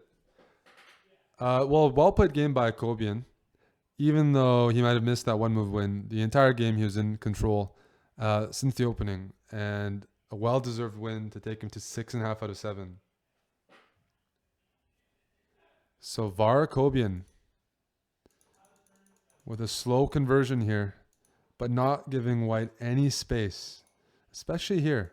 Some trades happened. White traded off some pieces, wasn't getting mated, but from here on, h5, g6, just controlling the e-file, making a lot of patient moves like king g7, and eventually this knight on g4 was too much to handle. It's long-term pressure on f2. Sometimes it puts, threatens knight e3. Sometimes it helps support h4. It was too much. VAR Akobian moves to 7.5 out of 8. He's in clear first. Who else? Who's next? Who am I going to spectate?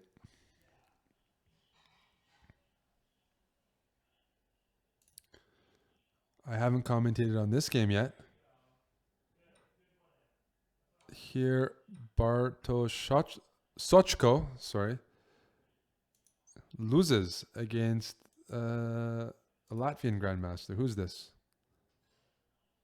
Nikita Meskovs. Yeah.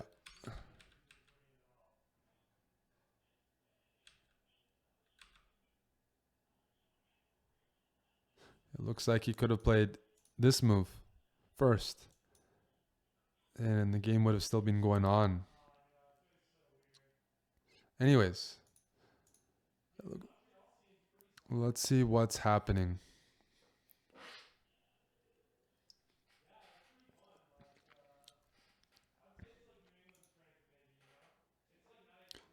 Knight against rook here.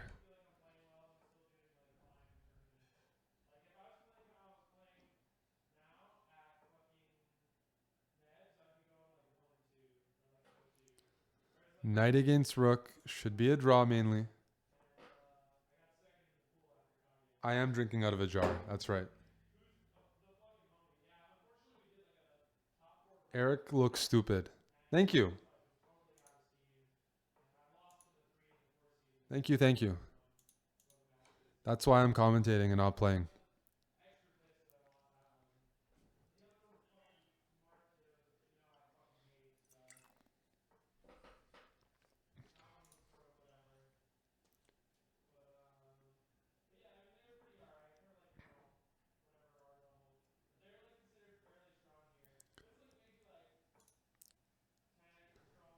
There's always a few endgames like this. I agree. In Blitz, you don't have to just agree to a draw just because it's a theoretical draw. In Blitz, people make mistakes. They got under time pressure, and you might as well test your opponent. So I don't hold anything against these guys for trying, especially if you have the superior piece.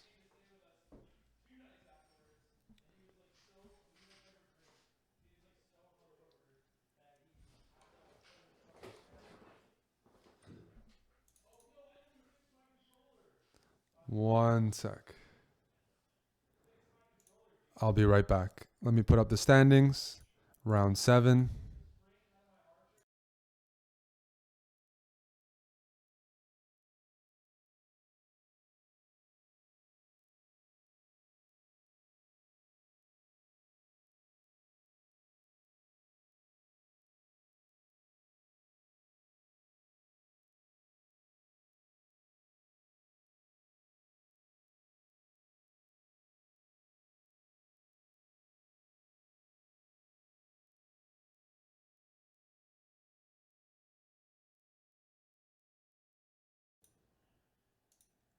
All right. Round 8. Starting very, very soon. Kobian is in the lead, 7.5 out of 8, but 2 people can catch him with 2 rounds to go. Alexander Fier from Brazil and Darius Schwartz, St. Louis University student. Next round is going to start real soon.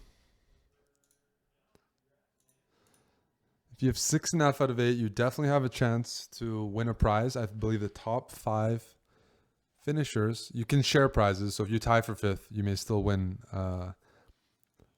money. Money to buy some gummies, things like that.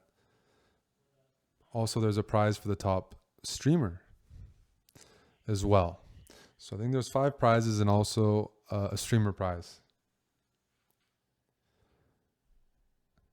Something to play for going into the final 2 rounds. Well, there's one game going on. Rook against rook and bishop.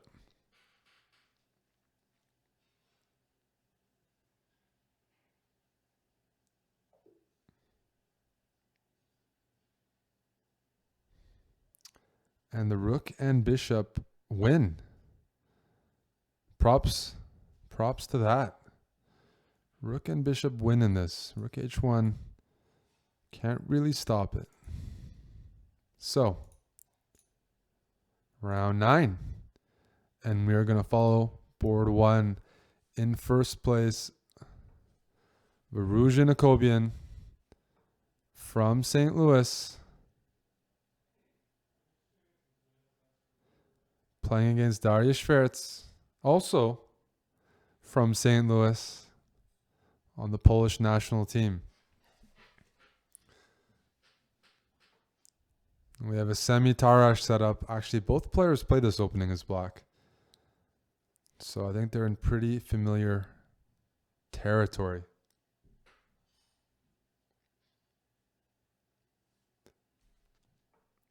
The other game that's quite important in terms of standings is Sargsyan here with 6.5 out of 8. He can still do some damage. He's playing against second place Alexander Fier, and they have some sort of unorthodox opening here. Let's see how it happened. Fier playing black, quite an aggressive player. dc5 instead of d5, queen a5, bishop b3, knight g4, trying to win that dark squared bishop, bishop d4, e5, bishop c3, queen takes e5, h3, knight h6, and this is where we are. If d5, keep in mind, now you don't need to, but bishop b4 was a threat. Black played against it. I'm expecting maybe rook d1 now.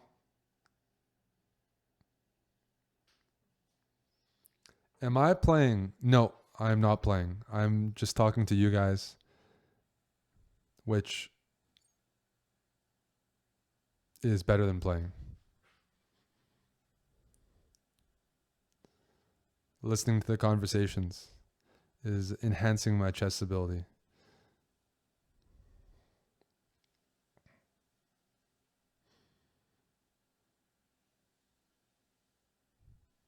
So a little nifty idea. Knight takes g3 here. This pawn is pinned, so that's why e3 was played. And rook d8, preparing to break open with d5.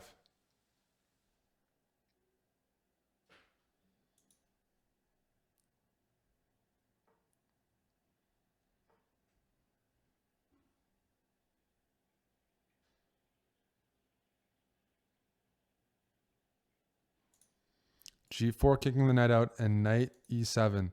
White is trying to stop black from playing d5, which would probably equalize and give black a pretty good game with all that center space.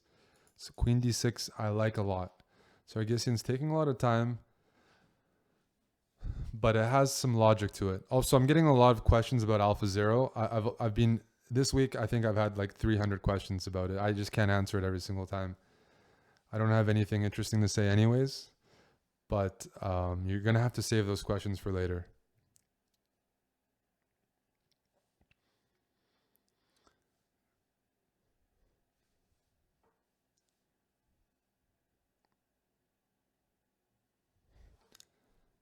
A5 looks very suspicious. Knight b5 now. That looks like a very suspicious move.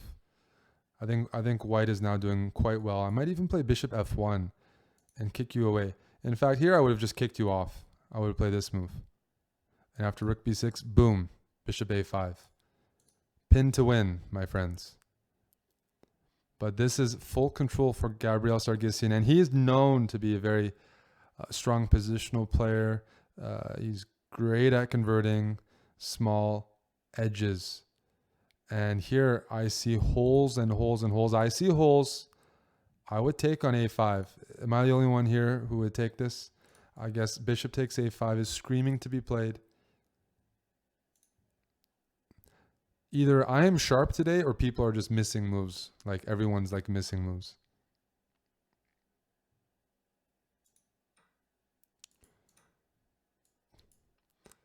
There, he's played it.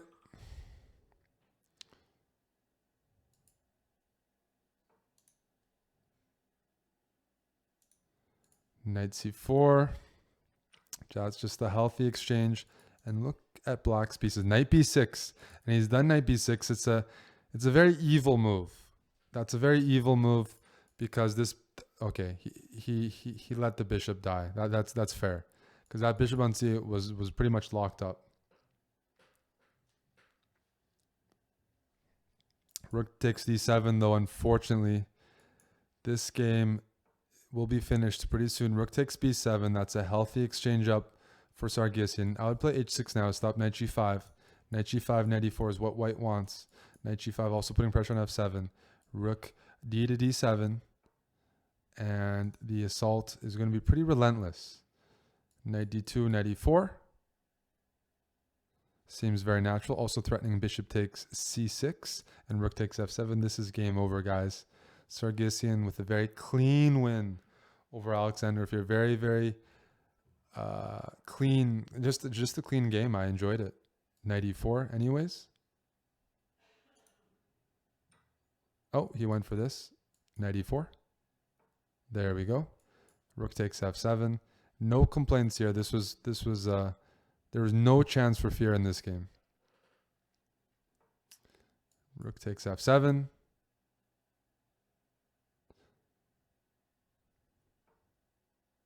Oh, he's not taking that pawn for whatever reason. Am I hallucinating? I think I'm hallucinating a lot today. That looked like a free pawn to me. Your job is to always take free pawns. That's what Yasser would have wanted.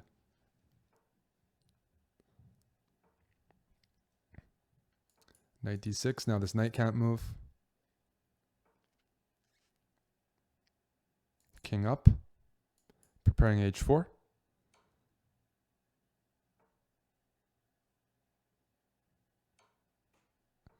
Rook here. King up in h4, please. King up in h4. Oh, he's got a different plan. It'll work. It'll work. The point is there's different ways to convert this. And let's go back to Akobian against Schwartz. Akobian queen f6. We got a queen endgame, but it's a symmetrical pawn structure. High drawing rate here. Symmetrical pawn structure here. And for Var Akobian, he has a half-point lead. That looks like an excellent result because Alexander Fier in second place is losing. And so Daro 94 here, Darius Schwartz is his main rival. So right now things are looking very promising for Akobian. He does need to win this game to maintain a lead over the field, a clear lead. All he needs is a draw. No more checks though. And this queen is going to start pestering. It's going to start pestering. 15 seconds for Akobian. 25 for Schwartz. Queen check, king f2.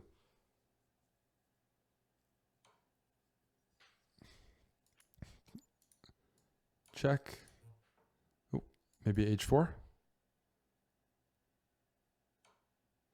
Are they going to repeat? He's still up a few seconds. King f3.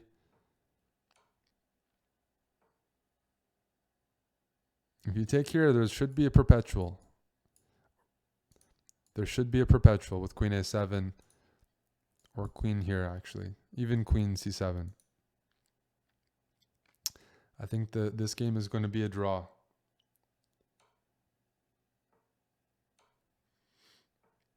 Check. Check. That's one thing I can definitely do. I can say check. Check. That's why I get paid the big bucks. I like to say check.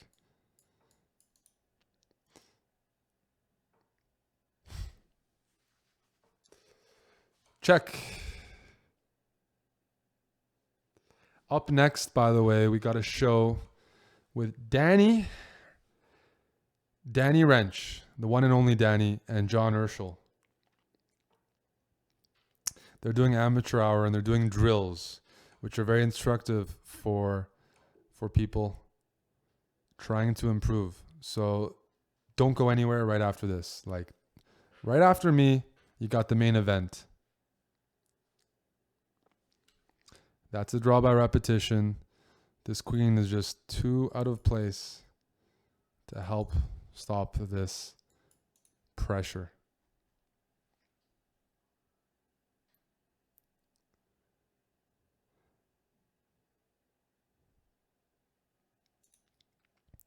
Let's check on some other games still ongoing.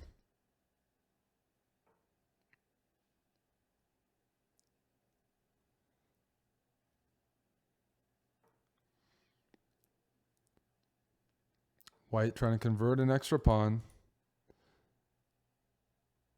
King takes h3. Oh, bishop takes b6. Rook takes b4.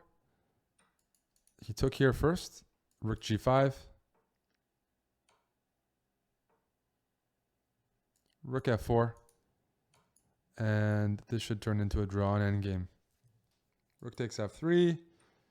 Or king g4. Sacrifice the rook for the a-pawn and push the f-pawn down the board. Both players here having decent events. 6.5 out of 8, 6 out of 8. Can't really complain about that. King f3. Rook a1. King d3. Both sides are going to either check their way to a draw or sacrifice their rooks for the passed pawns.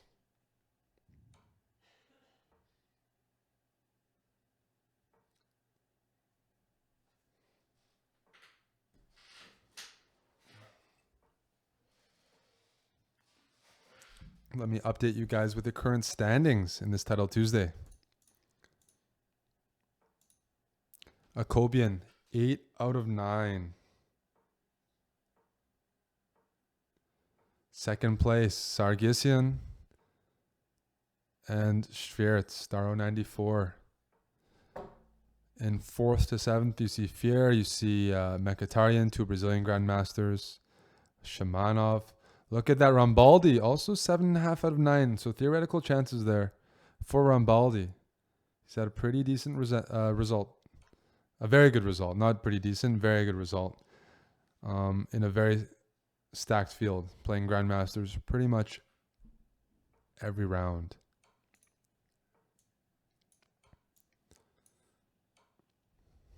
These guys both enjoy checking each other. But it's going to be a draw.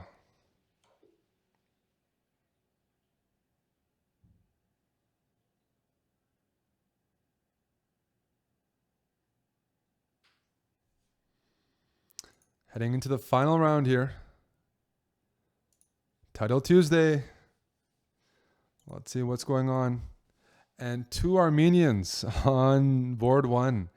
Akobian against his good friend Sargsyan. I believe they grew up together, pretty much the same age. And they're playing for first place here. Are we going to see a big fight or are we going to see a peaceful game?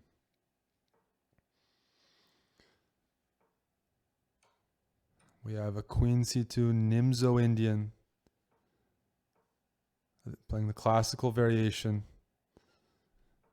B3, Bishop B2, or B4. The players are playing very quickly.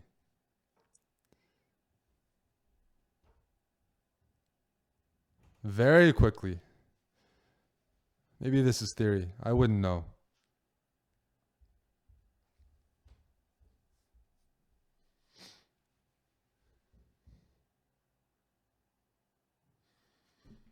But black is clearly fighting for these light squares. C4, A4, D5. I expect a bishop trade now. Maybe the queen D7, queen E7. Move the queen off the back rank. If Akobian draws here, he's guaranteed at least to share first. He's got a half-point lead on the field. A draw means a minimum prize. Like he's going to win first or share it with a few people. But he can't do worse than first place with a draw. They share the prizes in Title Tuesdays, so what that means is if you start off bad, you can still catch up, which isn't always the case. Knight D5. I think E4 is coming, unless he's going to play F5. F5, probably just Rook C1. I think black has to trade. Otherwise, the knight would go to A5 and be very annoying. F5. He's gone for F5. He's going for light square control here. Saying that the knight on D5 is going to be there for a long time. The only way to kick it off is F3 and E4. And you can't really accomplish that very easily because E3 is going to be a weakness. Queen G5. Maybe preparing F4. A little more aggressive here by Sargsyan. And what's the other big game? There's a few. Let's check on Daro. He's playing white here against Ibarra. Ibarra is a regular contestant in Title Tuesday from Spain. Many podium finishes. And here, though, it looks like Ibarra is up some material. Maybe knight A5 and B6. Or king here is even better, even smoother. And B6. And black is up a pawn. And he's up a minute and a half. Darius Schwertz, after having a really, really, a very good 9 rounds, 7.5 out of 9, is down a pawn with no compensation right now. I don't see a glimmer of, I don't see any compensation right now. I'm going to play b6. I might even play knight b4 afterwards, and I might even put my knight on a2. I might go greedy b6. b6 right away. Black is just up a clean pawn in a minute and a half. And Daro 94 here needs to win to catch up. Oh, rook b5. Knight b4. Threatens a6, by the way. Unless there's a big attack there. Is there a big attack? Is knight b4 and a6 possible? Can you trap the rook? He's done it. He's done knight b4. Trying to trap the rook with just the gentle a6. Keep in mind, guys, the show doesn't stop after this event. We got Danny Wrench and John Urschel streaming amateur hour right after. Knight b4 threatening a6. Also threatening a pawn. I mean, a pawn is a pawn. But black is in full control here, and he's going to play the spoiler rule. a3 played. Maybe a6, maybe knight a2, maybe knight d3. Black's up a pawn. He doesn't have to go for tactics. He goes for a6. He does trap the rook. That's sort of what I was expecting. I think now he's going to play maybe a5, and he's going to use his passed a pawn. And he's done a5, saying that, look, my bishop and my pawn work really well together. You're going to have to give up your knight for my bishop, but every trade gets us closer to a win as black being up material. Let's check on Jacobian and Sargsyan. And here we have a very sharp position. Jacobian is up a pawn, but black has an amazing knight on e4. At the same time, this is an a pawn. It's a passed a pawn. Just push it. And black's going to have to admit that he's made some errors and bring his pieces back over to the queen side. Jacobian here with a win. Wins clear first. He's up a pawn. And I don't see what's stopping him. Maybe queen c4, a6, or queen c6 in it. Either way, he can push this. Or play rook a2. This rook I'd like to activate a bit more. This bishop is a problem. I think black has good compensation, but I am a little concerned. At the same time, black's up 30 seconds, so there's some tricky elements in this position that I might be underestimating. Probably rook a2. Maybe bishop's going to drop back to e1.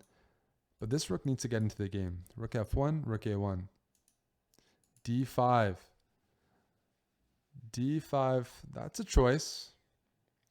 That's a choice. The knight on e4 is good, but maybe he's thinking about knight d6, knight c4. 55 seconds Jacobian. Minute 9 Sargsyan. This is for first place in Title Tuesday. Bishop e1. Black needs to keep these pawns in check. He's got a fantastic knight, and the rook on f3 has a lot of improvement to do. Rook on e7, same story. So rook f2, preparing to play rook a2. I'm expecting rook a2 now.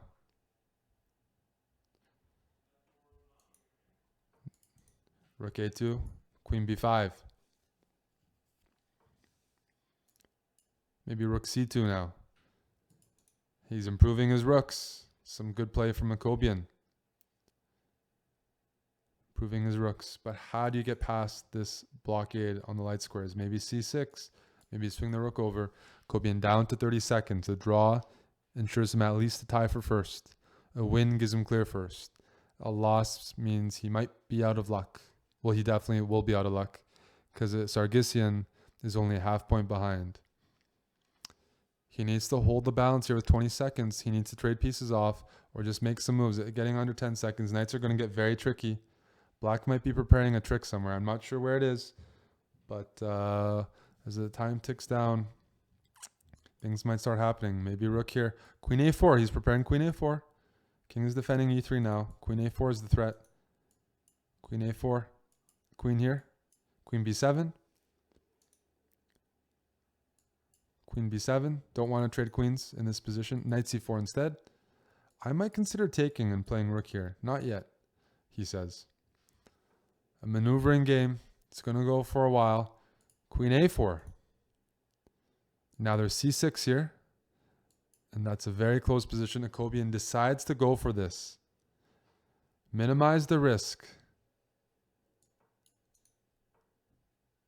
He's got a protected pass pawn on the a file. He is up a pawn. And a draw ensures at least a tie for first, but what looks to be like a win. If Ibarra wins this game, a draw for Jacobian will be enough for clear first. Schwartz here fighting.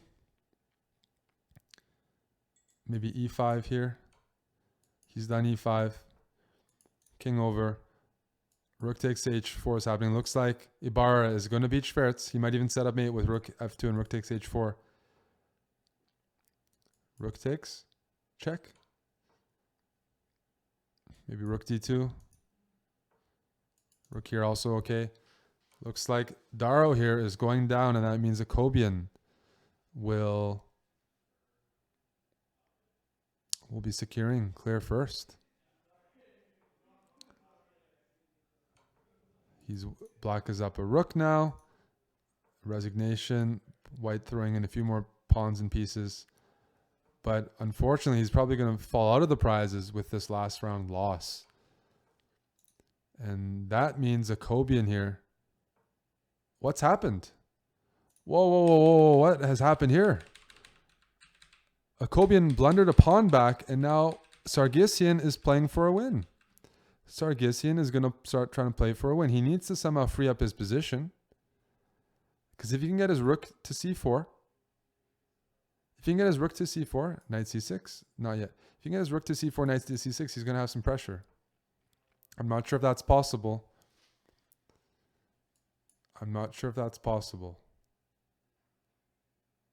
Looks like it's still a draw. Rook a5. Very timely move.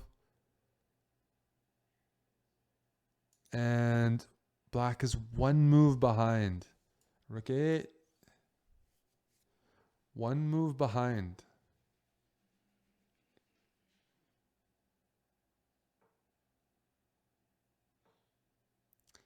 All Jacobian needs here. Sorry, I'm wrong. Rambaldi won. I'm wrong. Rambaldi won. He's at 8.5 out of 10. So actually, a draw is not clear first. Rambaldi had another opponent, and he won that game. He moves to 8.5 out of 10. So draw will mean Rambaldi and Jacobian share first.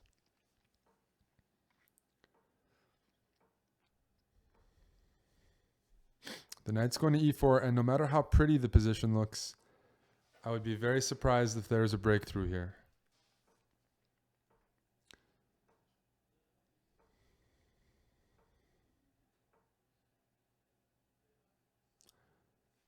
This is just a draw. Just a draw.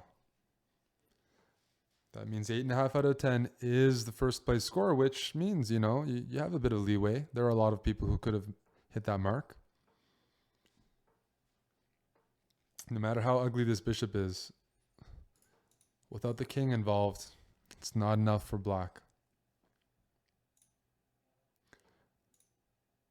We got a few other games going on here. Johann Sebastian Christensen trying to convert rook against bishop with queens on the board here.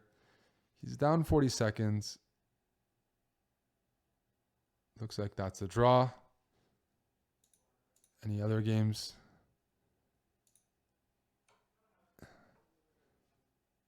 Yakov here. Looks like this is a draw as well. So the last game is Jacobian. Whoa, whoa, whoa. Is black going for a win?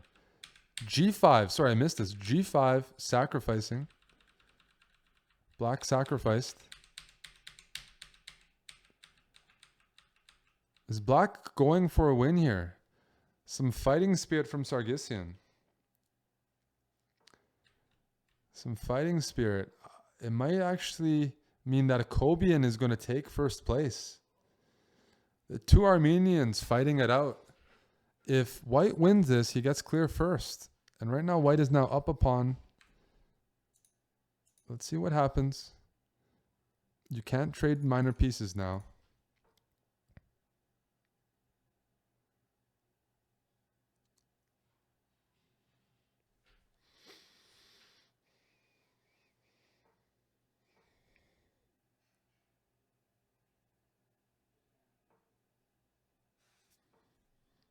King here. I don't see anything though. That's how bad this bishop is. Black's offering a draw. They agree. Finally, but not without trying very hard. And there you go. Jacobian draws, finishes with 8.5 out of 10. He's not the only one. Francesco Rambaldi. His handle on Chess.com is caprep. 8.5 out of 10.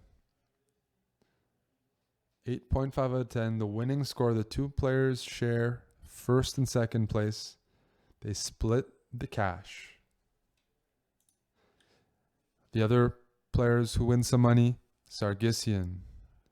Arm Akiba is his handle, 8 out of 10. Ibarra, 8 out of 10 from Spain. And a Dutch FIDE master, who is this guy, with 8 out of 10. Zamex 2000. Also finishes in the money. He's going to get Max Warmerdam. 8 out of 10. To wrap up the top 5 prizes. So, once again, this was the December Title Tuesday. There were 2 this month because last week we had some technical difficulties. And in this edition, 8.5 out of 10, Jacobian and Rambaldi splitting first.